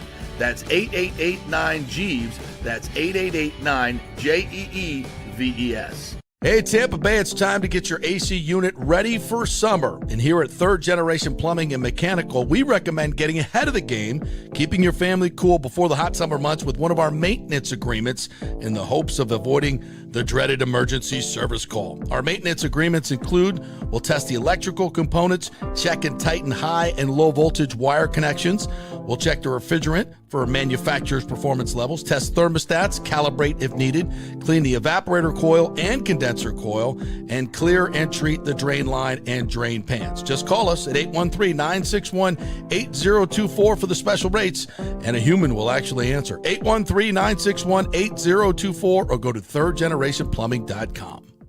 Let's go. Right now. Back to the show on FanStream Sports. All right, welcome back to the JP Peterson Show, brought to you by On-Site Construction and Restoration. If you're looking to do something with your existing home, maybe your restoration was not done up to specs or up to your liking by the contractor you hired after the hurricane, you need some more work done, go with the reputable group that has been doing this for 20 plus years here in Tampa Bay, On-Site Construction and Restoration. Their website is onsiteconstructionfl.com. Go check it out. Great website. It's got some great photos on there of the tremendous work they do, all their 5-star reviews. Jason Fawcett, good friend of the program, he'll be in here. Maybe next week we'll get him in to talk some home improvement stuff that you can do. But if you want to do it the right way, onsiteconstructionfl.com. They do new houses, they do commercial construction, residential, whatever you need. Onsiteconstructionfl.com can get the job done. All right, let's get to the Vita Vea, and then we'll do the Bill Belichick and Caleb Williams. The Caleb Williams stuff, holy moly. Not surprising at all. None of this is surprising to me. A lot of it's his dad. We'll get into that, but man. Still a knucklehead. I wonder how Bears fans feel about this now. Still a knucklehead. Yeah. Yeah. It's always been there. Yeah. You know, it's always been there. And dude, I've got friends that are Bears fans, and none of them, number one, were on board with them drafting him. And they're, you know, every time when I interact with them on social media or something, and they're talking about the Bears, I'll always make the snarky comment, they still need a quarterback. And they're always like, yeah, I know. Yeah, like, right? They don't have any faith in him. Why would they? Yeah. Why would they at this point? And after this, wow. All right. As I've sold that, now we got to listen to Vita Vea. This is good stuff too. This is the big man chatting at the Bruce Arians Foundation. Means a lot, you know. When he reached out to me a while back, I gave him okay. Told him I would come out and support him. Just like any one of his events that he throws, whether it's a golf outing or an event like this, I want you to come out and support him. How tight is a group like this? I mean, all the guys from the Super Bowl team all signed that one helmet, and you all support each other no matter, I guess, whatever teammate has an event. It just, you know, that brotherhood, that bond that we built in the locker room, that, you know, we're always there for each other, and just support them no matter what type of event it is. I think you even see guys that weren't under BA that are here supporting tonight, so it just speaks volume on them. What did BA mean to you as your coach? What did BA mean? BA meant a lot. You know, he was a great coach to me, and then he was also like that father figure to a lot of people. And just he was always, you could tell he was a dad because of how he coached and how he carried himself around the building. I remember the first day of OTAs, my second year in the league, I was late. I thought he was going to cuss me out for being late, and he just walked past me in the hallway. He see me, he was like, "Hey, I heard you were late, baby." And I was like, "Yeah, my bad, coach." And he just looked at me and said, "Don't let it happen again." And that was that. We just built our relationship off of that, and just flourished. You know, everybody that's in that locker room says that this current team is as close as any team. Do you feel that way, Vita? Yeah, I do. I think each position group obviously has their own, you know, bond within each position group, and I think it also carries together without the whole team, especially with the defense on one side and the offense. Even you see me, I hang out with a lot of the offensive guys. You know, we go golf together and stuff like that. So I think that statement has some truth to it. And we got to ask you about big Desmond Watson. He was saying, "Oh man, I can't believe maybe I get a chance to play on the line." What did you think when the Buccaneers bringing him in? What do you think? It's amazing what Des could do. You put the tape on, you see what he did over there with the Gators, and you know, he did some good things. So it's amazing what he could do, and just look forward to playing with him. You're going to help him out in any way you can? Yeah, for sure. What kind of bounce back you're looking for from the defense this year? The type of bounce back I'm looking back, just looking for us to go out there and just have fun and have a good time. This team scores a lot of points. Yeah. So you want to back them up, right? Yeah, for sure. I don't think Vita took kind to that. Doesn't sound like it. No, that doesn't sound like it at all. I think he was like bounce back. That was Ira asked you. He's right though. Defense wasn't good last year. I mean, there's some metrics you look at there, okay, but pass defense, third down, not getting off the field, it's not good enough. Lack of turnovers. Yeah. Not if you're going to win a championship. That defense was good enough to win the NFC South. Not good enough to win a playoff game, and it wasn't good enough to win a championship. It's got to be better. It's got to be better, and it looks like they're going to make significant changes, what I would call significant changes in terms of their coaching staff. And I think, from what I'm hearing, there's going to be scheme changes as well, where things are more simplified and more reliant on the player's talent than tricking the offense. Now you got to be multiple and you got to disguise. That's all part of the game these days. But I think we've talked about this. You don't want your best pass rusher should not be dropping into coverage 20% of the time or 19% of the time, whatever it was for Vita Vea. And Vita Vea should never drop into pass coverage. Never. Never. Your nose tackle should never drop into coverage. I don't care what team. And he's super athletic, and I get it, and he can handle that stuff. But it's a waste. I think teams. I don't think the way you look at this defense, you say, oh, it's a dominating defense. No, it's not, and it needs to be, and it needs to take the ball away. Absolutely. JP, I have a sports challenge for you. Okay. Next time you are in the same room with Vita Vea, I would like you to pull the phone out as you would do as if you're interviewing him, right? Like you just were doing. Mm-hmm. And then I would like you, when you address him, I would like you to call him by his full name to see his reaction. I don't even know what it is, and I search how can't. I just put it on the screen. Davida Tuli Aki Ono. Tua Poluto Mosesi Vahi Fahoko Feluta Vea. Just address him by his entire I think I nailed that. I think I nailed that, if you want to know the truth. I think I just nailed that. I don't think so. You don't think so? Yeah, for those of you listening to the recorded podcast and not on video, I just put his entire name on the bottom of third of the screen, and it covers the entire bottom third of the screen. Tavida Tuliaki Ono Tui Poluto Moseva Hafahoko Faleto Vea. Sounds like you're speaking Klingon. Nailed it. The story, you remember the stories? This is when they do the Vita Vea. First of all, who put the? Yeah, Rick says, "Where is it? Right here?" No, not that one. Not that one. This one. We'll get to that one. He said, "I saw Vea playing basketball in his house without his shirt on. He is Maui from Moana. He is. He's 100%. I mean, the tattoos. I think he actually has a Maui tattoo on him now. He is 100%. That is what he is. Like that character was completely patterned after Vita Vea. No question about it. That's even though funny. Probably no. He looks, sounds. So there's a story about Vita where he grew up, and they eat this high starch type of root on the island that he grew up in. And it's, that's how they get so big and strong. It's like got lots of protein, and it's like this crazy root that they eat.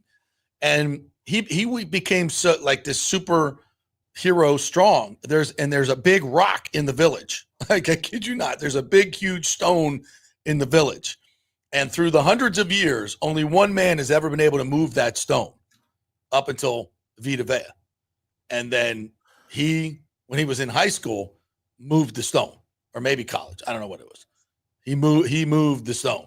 Like, that is such a great, like, Samoa Island because story. His parents are Tongan. Yeah. But he was born in California. Yeah, but he grew up on the island. Did he really? I didn't know. As the story goes, yeah. Yeah. I think he did. And he played some high school football or youth football. Have you seen the high school highlights of him playing running back? No. Oh, it's unbelievable. I can imagine. It's unbelievable. Like, he is such a fluid athlete. Yeah. And even at that, I guess he was probably about 280, 290. I mean, he was remember the Nigerian Nightmare? Yeah. He was the Tongan Nightmare. I mean, it really is spectacular watching. He's played some running back and some fullback. I would use him more, to be honest. Yeah, especially goal line situations. Well, yeah, and he's done that. And they refrigerator Perry. Yeah, why and not? He's because he's so freaking athletic. I think he is a freak, man. Part of the problem is with guys like that. I don't mean this in a bad way. It's hard to hand them the football because their bellies are so big. Like you got to put it up like kind of above the belly. High. Yeah, above the numbers. Put it up high, and they're so big that the ball is like a little peanut. So that can be an issue. Of course, you don't want to fumble down there, but just as a lead blocker, like who the hell, like give him a 5-yard run. Who the hell's getting in front of that? Hell no. So Vita Vea at I formation, put Bucky behind him. Like, first of all, you wouldn't be able to see him, find him. Yeah, so he's 6'4", 347. 347, and he's not the heaviest offensive lineman in camp. Or defense, yeah, I know. Now, him and Desmond Watson next to each other. Now, look, I think you could even see it in Vita, the way he was, like, people are asking questions about Desmond. Look, there's a reason Desmond didn't play a lot at University of Florida. Right. Okay? He's a big guy. He's a big guy, but he can't move. Like, watching him out there, he is. I mean, he was going through the calisthenics, where they do the high knees. He wasn't getting very high with those knees. No. He's not very athletic. But if he can learn anything from anybody, it's going to be Vea, right? Yeah. Well, and for the first, and one of the biggest things he can learn is how to control his weight and train.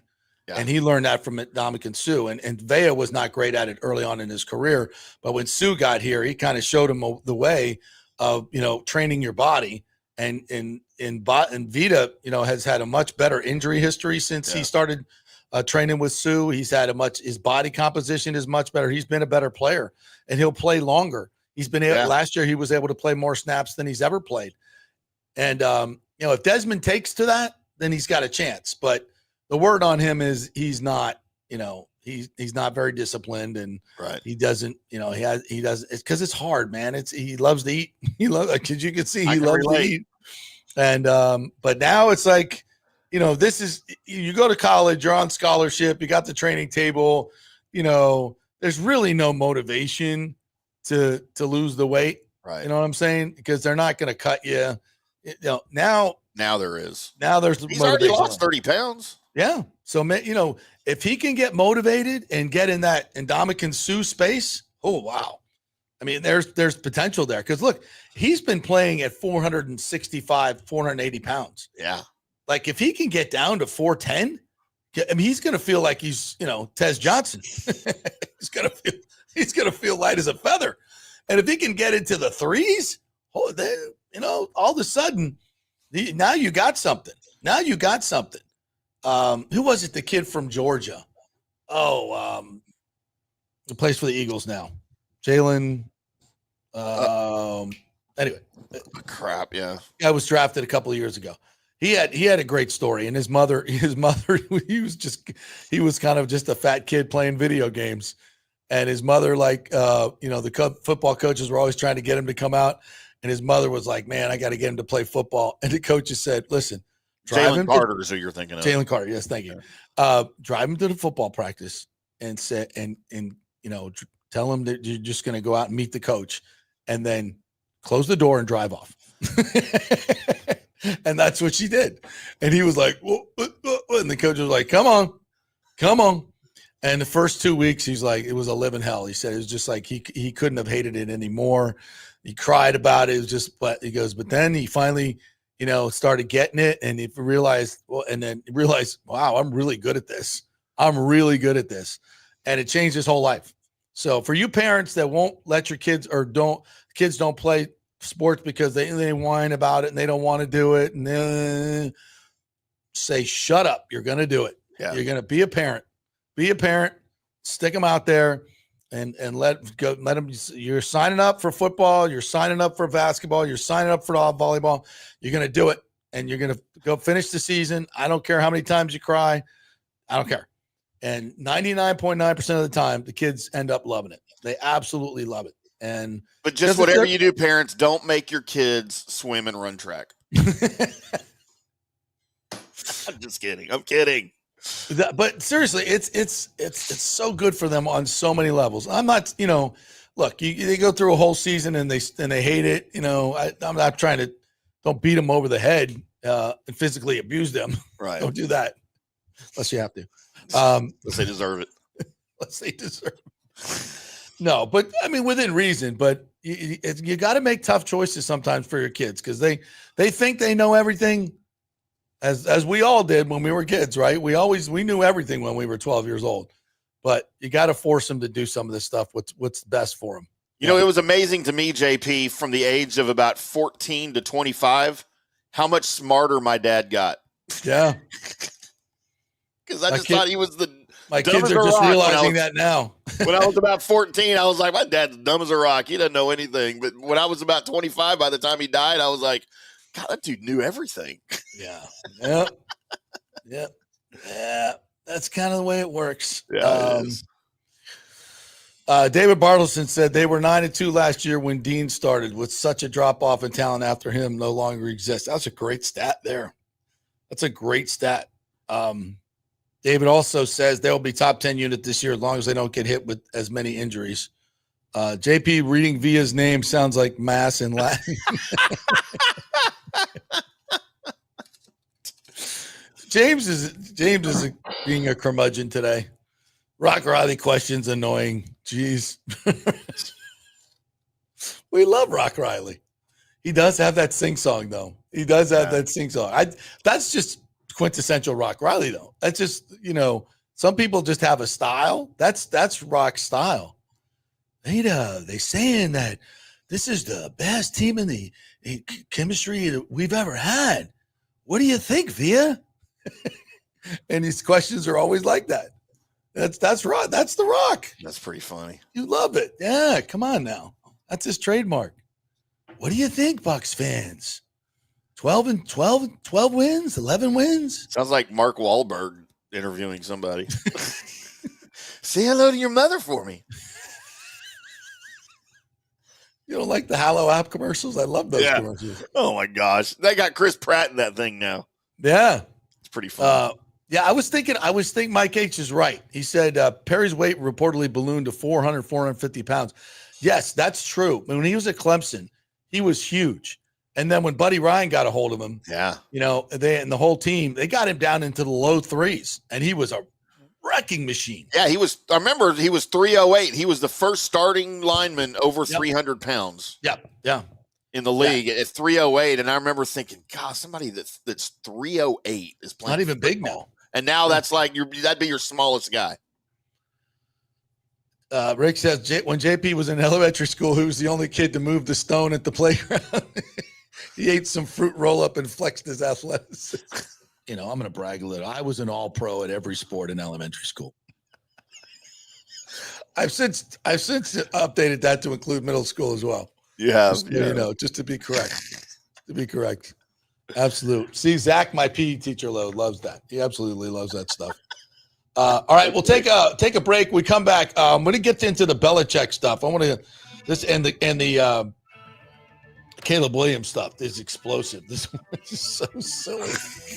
I mean, they just went out and did everything for you in the offseason. They got you every weapon you could possibly want. And his dad comes out with this BS and him. His dad's a knucklehead. Now we know where he gets it, right? Right, exactly. Yeah, speaking of dads. All right, we are brought to you by the great folks at Third Generation Plumbing. They also do AC, and they want to get your unit right for the summer.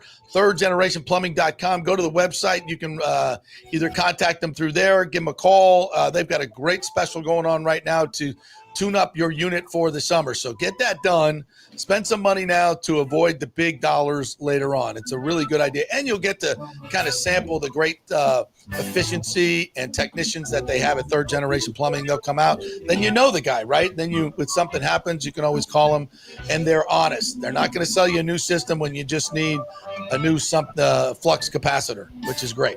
So thirdgenerationplumbing.com. Go to the website. Tell them JP sent you. Back in 3. Hey, Ciao, Paolo Tini here, owner of Caffè Paradiso, voted number 3 People's Choice Award on Open Table. I want to thank all our loyal family of customers that have been enjoying our great traditional Italian dishes we make from scratch every day. It's a great family story we're proud of. Our family moved from Rimini, Italy in 1984. My dad, Caesar, started Donatello, and that's where I got the start in the restaurant business. I started Caffè Paradiso on South McDill in 1995, and we've been there ever since. From our traditional ossobuco, a veal slow roast for 4 hours, to our daily fresh catch, the Gruppo Paradiso, with a piccata sauce and lobster claw meat, homemade pasta like lasagna, farfalle salchicha, which is a bow tie pasta homemade with fresh sausage. Hold on a minute, JP's favorite. I love it. So come and have a glass of wine with me on South McDill. Get a reservation on Open Table and see all our 5-star reviews. Ciao, see you soon at Paradiso. Going through a medical emergency without health care insurance can cause you to go into crippling debt. In most scenarios, people are forced to either break into their retirement funds or worse, they're forced to file for bankruptcy. The sad truth is that health care insurance is crucial in today's day and age.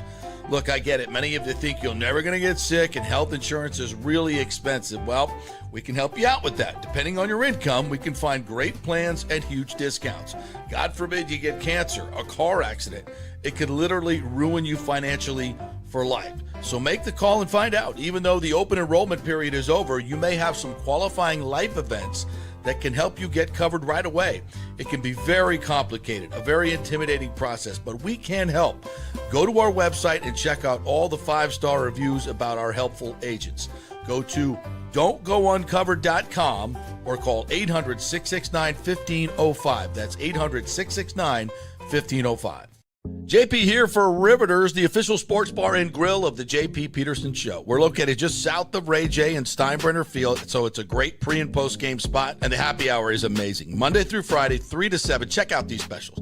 $3 Bud Light drafts, $4 domestic bottles, $5 wells, $6 premium wells, $6 cocktails like margaritas. It's unheard of. And the Riveters food is freshly made daily. No freezers. Happy hour food specials include $3.50 tacos and barbecue sliders. $6 you get edamame or chips with the beer cheese, which is amazing.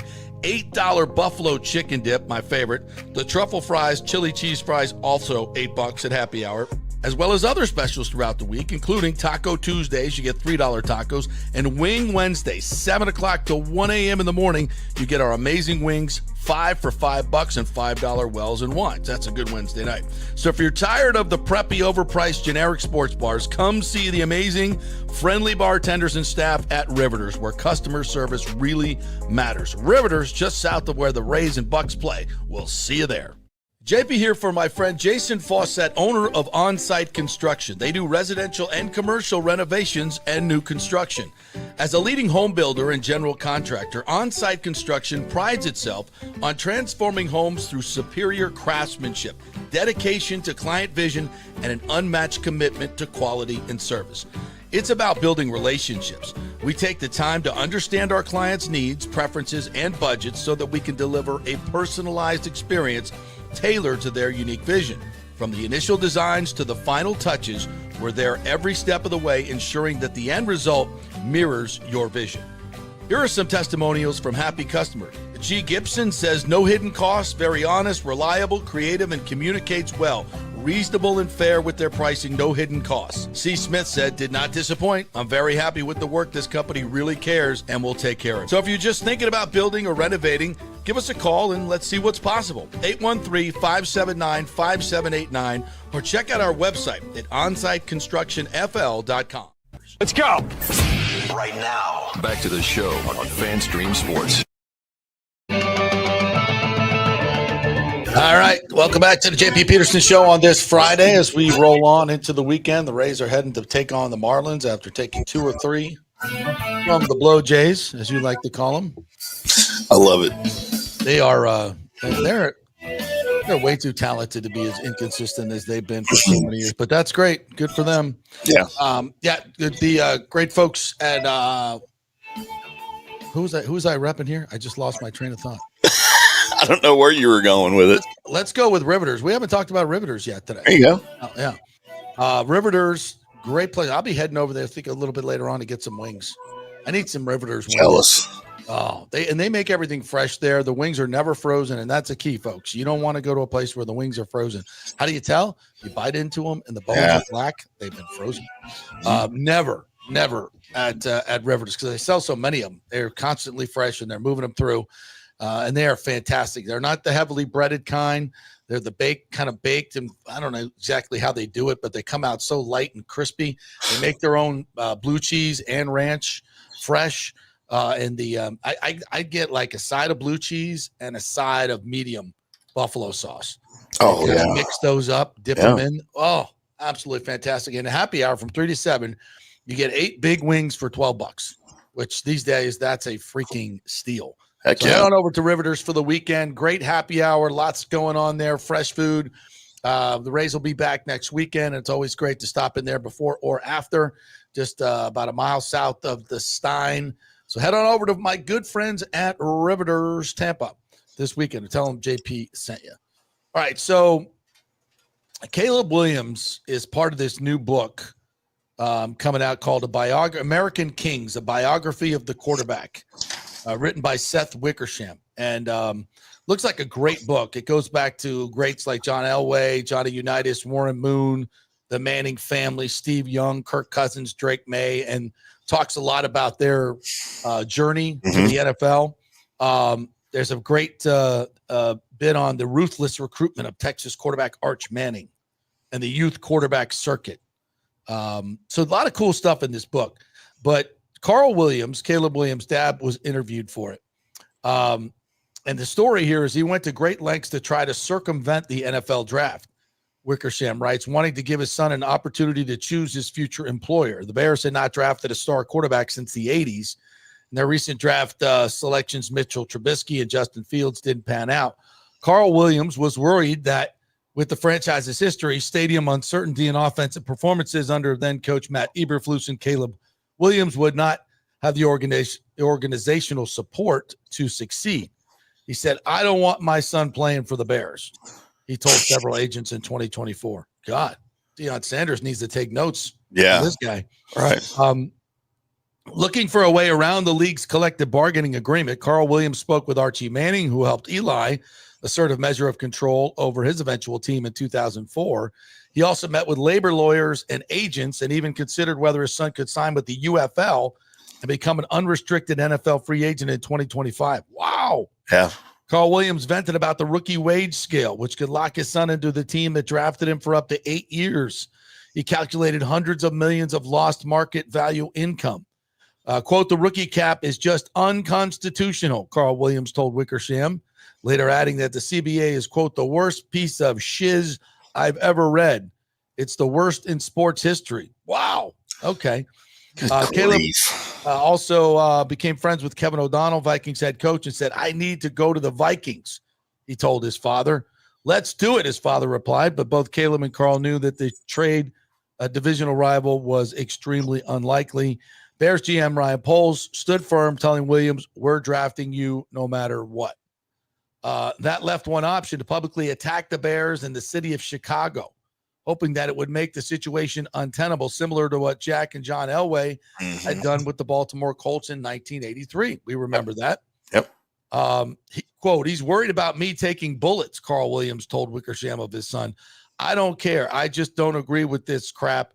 I'm more interested in making sure that he can do what he wants to do. Whoa. After a pre-draft visit to the Bears facility, Williams believed he could be part of a process to turn the franchise around. I can do it for this team, Caleb told his dad. I'm going to the Bears. The Bears declined to comment on this. They said the book also shed lights on Williams' tumultuous rookie season, in which both Eberflus and Waldron were fired and the Bears lost 10 straight games. At times, Williams said he would watch film alone with no instruction or guidance from the coaches. No one tells me what to watch, Caleb Williams told his dad. I just turn it on. Wow. Man. How does that happen? They're almost making Caleb Williams out to be a sympathetic figure. Well, that's how you get the interviews. Oh, I know. And in a lot of ways, well, on the surface, this all seems right? It all seems right. But here's the thing. You got to look at the bigger picture. All right, the CBA exists so the players can make gobs and gobs of money and the owners can make gobs and gobs of money. So is the CBA perfect? No, but it creates guidelines and rules for players that make the NFL what it is, which is a highly competitive, very entertaining, and also has great parity, which is something the other leagues don't really have. Don't have, yeah. Well, don't have as much. The NFL business model is fantastic. I mean, and you can bitch and moan about the CB. Yeah, and personally, for Caleb Williams, he's right. If Caleb Williams was just a free agent and can sign with anyone, then yeah, he'd probably make more money. But then you have what we have in college football right now, with just complete chaos. Anarchy. You don't want that. You don't want that because then it diminishes the league. The fans go away, and then nobody's making any money.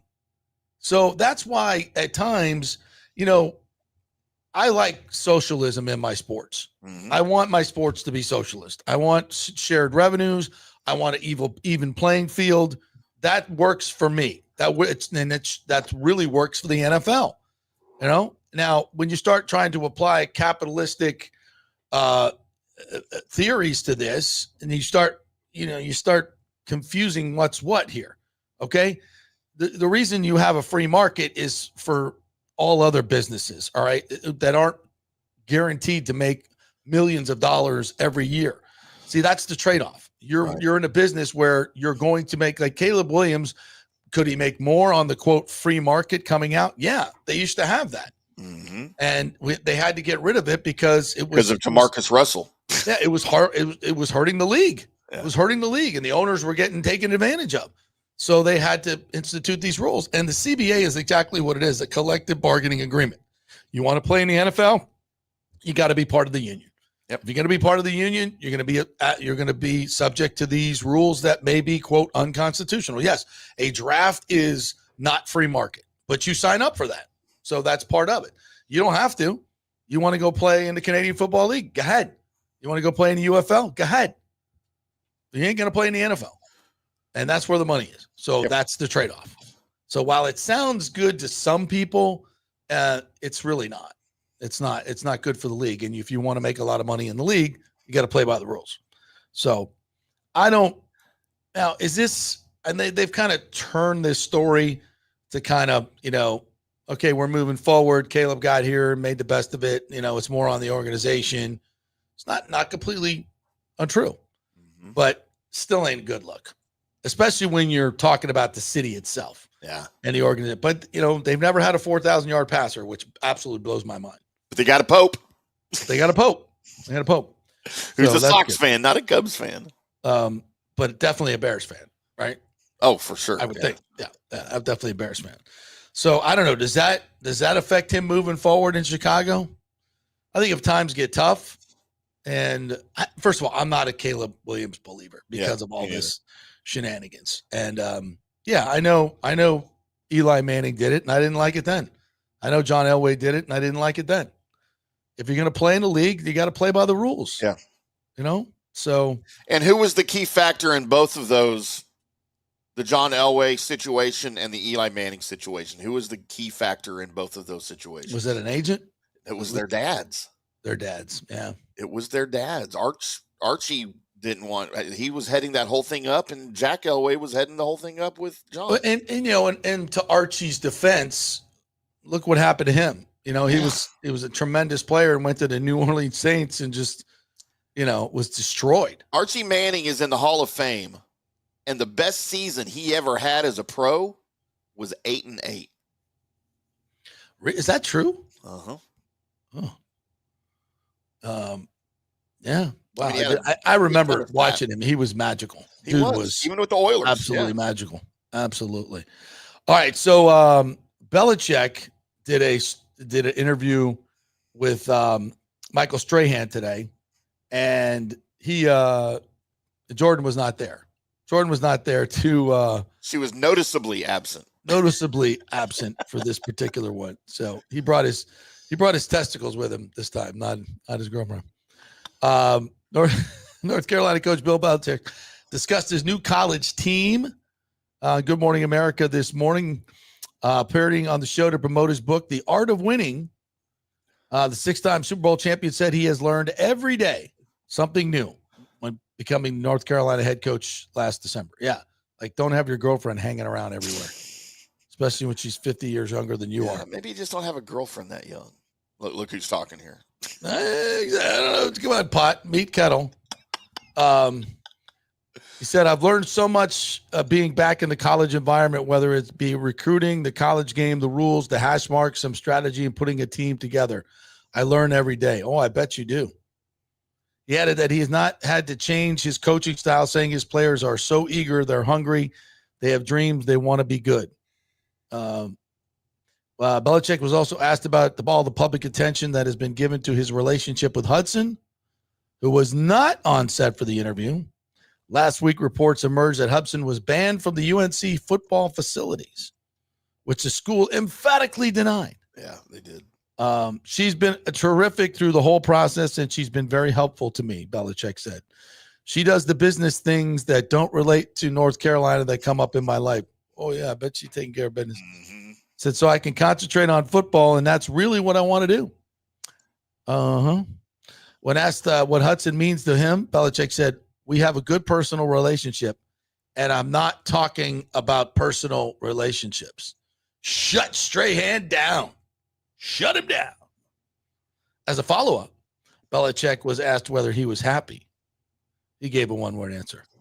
Yeah. I mean, the very Belichick answer, right? That's yeah.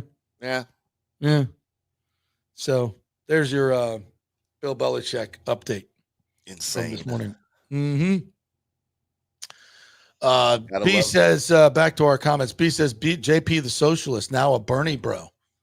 I'm totally socialist when it comes to my sports. Absolutely. Just in sports. That's the only place that it's good.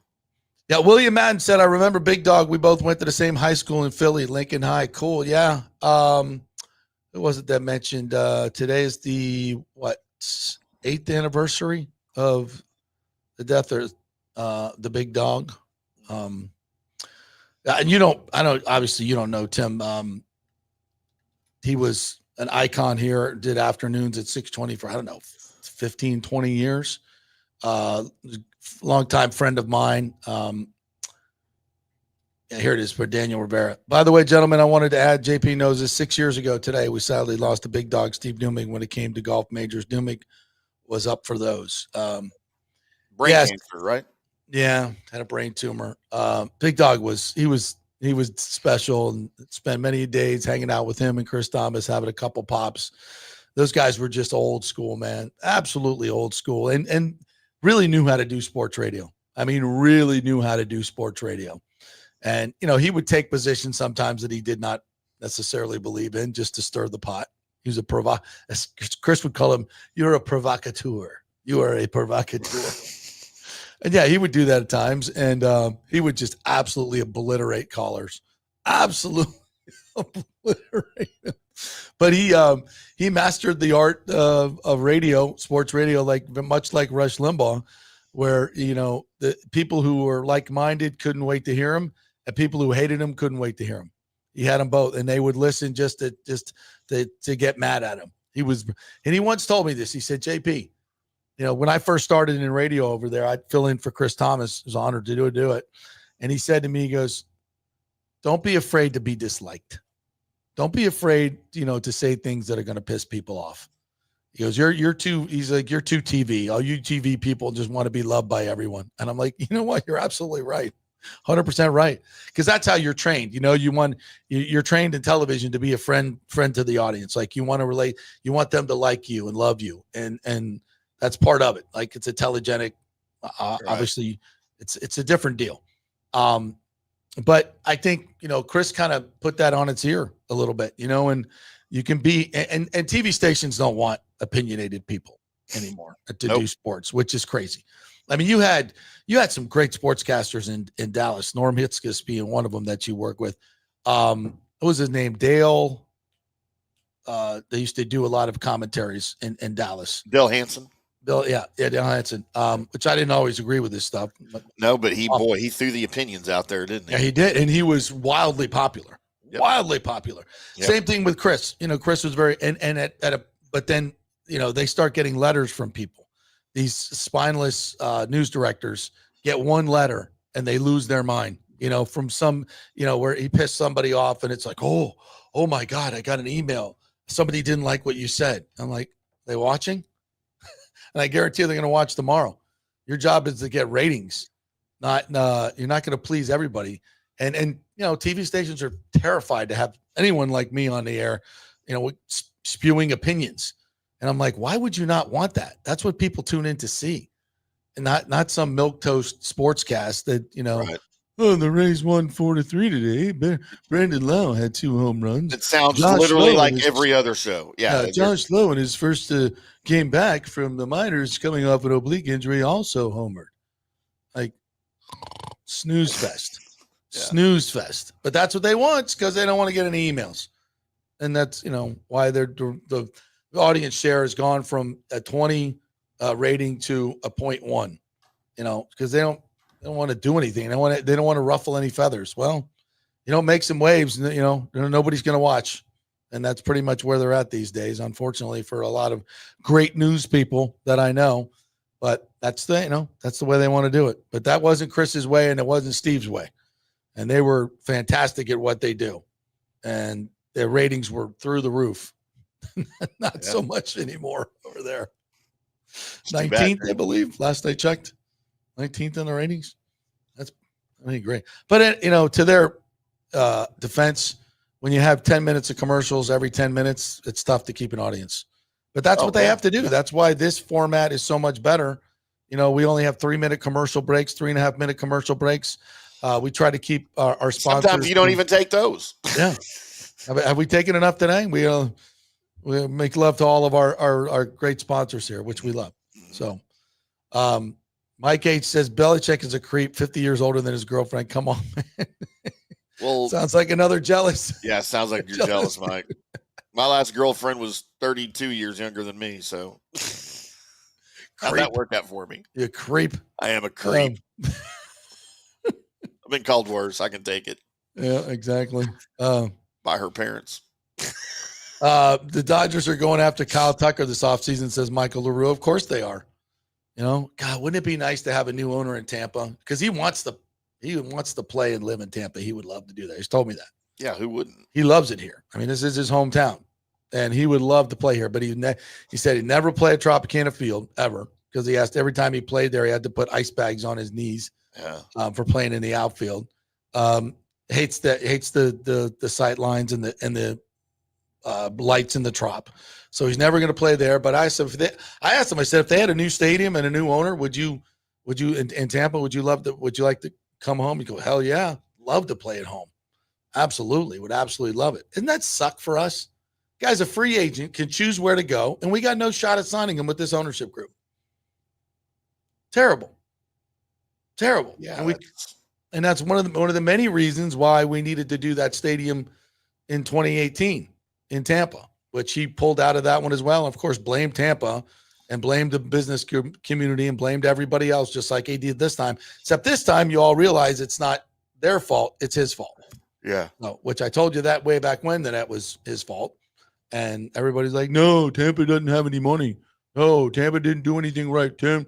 It was all there. It's all there to be had. Was it perfect? No.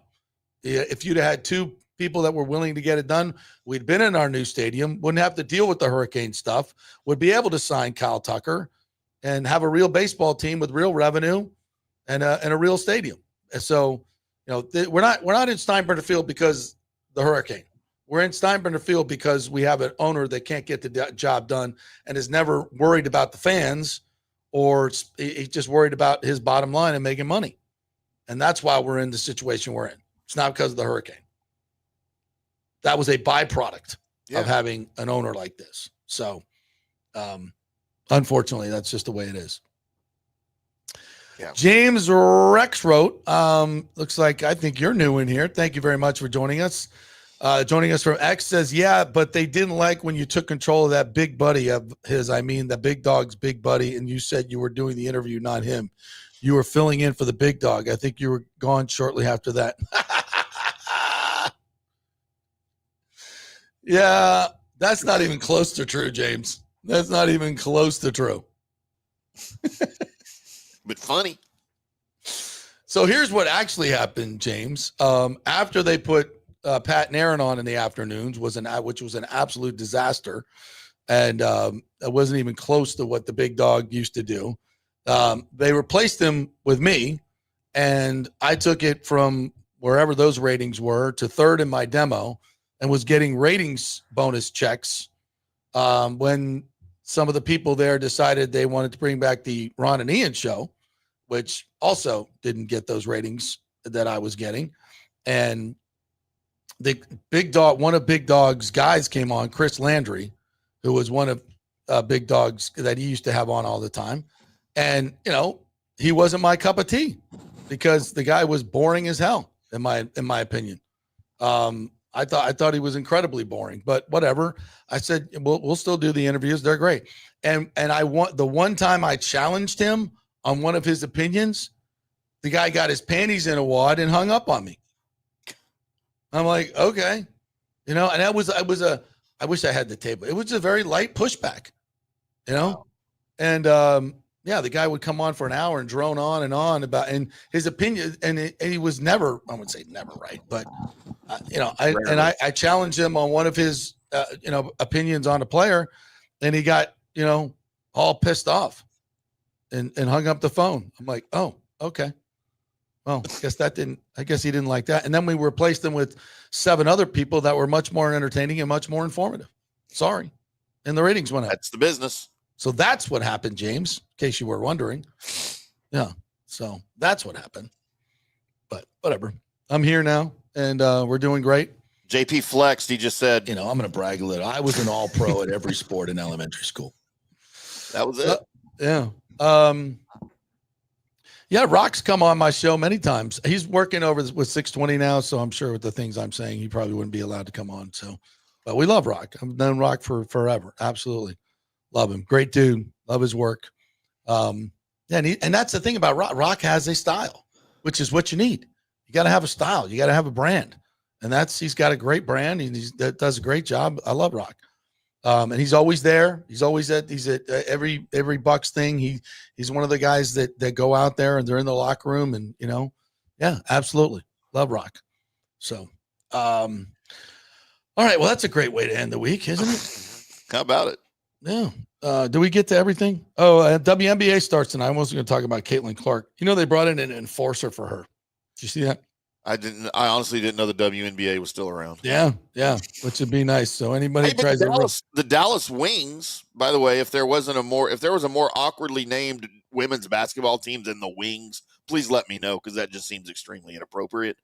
But we got that chick from whatever Paige, what's her face, right? Paige Beckers, yeah, she's in the league now. Yeah, we got her here in Dallas. I just got to figure out where they play basketball. I don't know what arena they play in. What a player! Absolutely fantastic. But I heard she's going to deal with the same thing that Caitlin dealt with, which is weird for the ladies. Is they got to go? They play their whole college season, and they get like a 2-week break. Then they get drafted, and they get thrown into, and they play another 40, 50 games. Remember how Caitlin struggled early on, and then she got that 2-week Olympic break, which was actually the best thing that could ever happen to her. And she came out and was like gangbusters the rest of the way. So she needed that. Absolutely. Yeah. Hold on. James is back. Said, you're right. That's exactly how it happened. Everybody loved you anyway. I did get praised for that, by the way. There weren't many detractors. There weren't many Chris Landry fans that were like, oh, we got to get back. It was mostly like, yeah, that guy was awful. He was terrible. Oh, boy. Said, I remember exactly like that, sir. You're right. And you were way better anyway. And it was fun having you blow him off. Okay. Thanks, Rex. James. I appreciate that. Yeah, it was one of those great moments in local radio. Actually, it was kind of fun. Somebody's got to have tape of that, right? Yeah, it exists. I might have it in my archives. I might have it. I think because I played it a couple times afterwards. I might have it downloaded on my old computer. So I'll check and see if we got that. We got to relive that. That'd be like talk about thin skin, bro. Like in a sports radio, like you're allowed to have differing opinions. You're supposed to have differing right? opinions. Like you and I, we disagree all the time. That's what makes it fun. That makes it fun. I might just hang up on you one day. Well, I hung up on you today. You did. I don't even know what I said. Just left the building. Caitlin's got an enforcer now. So if somebody takes a run at her, this girl's gonna I like that. Bring a little hockey to the WNBA. So Brian Leach is playing WNBA basketball. Yeah, I like it. Absolutely. It's good stuff. Oh, and by the way, at noon, right after the show, actually starting right now, USF Auburn on ESPN Plus. Ken Erickson, we had him on yesterday, USF softball coach. They begin their march to the World Series. And if they play FSU, Dania Brooks, his third baseman, Derek's daughter, will be playing against his beloved Knowles, but he will be rooting for USF. Don't get it twisted. He will be rooting for the Bulls, absolutely. So that'll be fun to watch. So good luck to USF ladies. Yeah, I'm going to go check that out as soon as we get done here. You do too. On ESPN Plus. Have a great weekend, everybody. Thank you, Tim. Great job as always. We will catch up with you guys on Monday. See you then.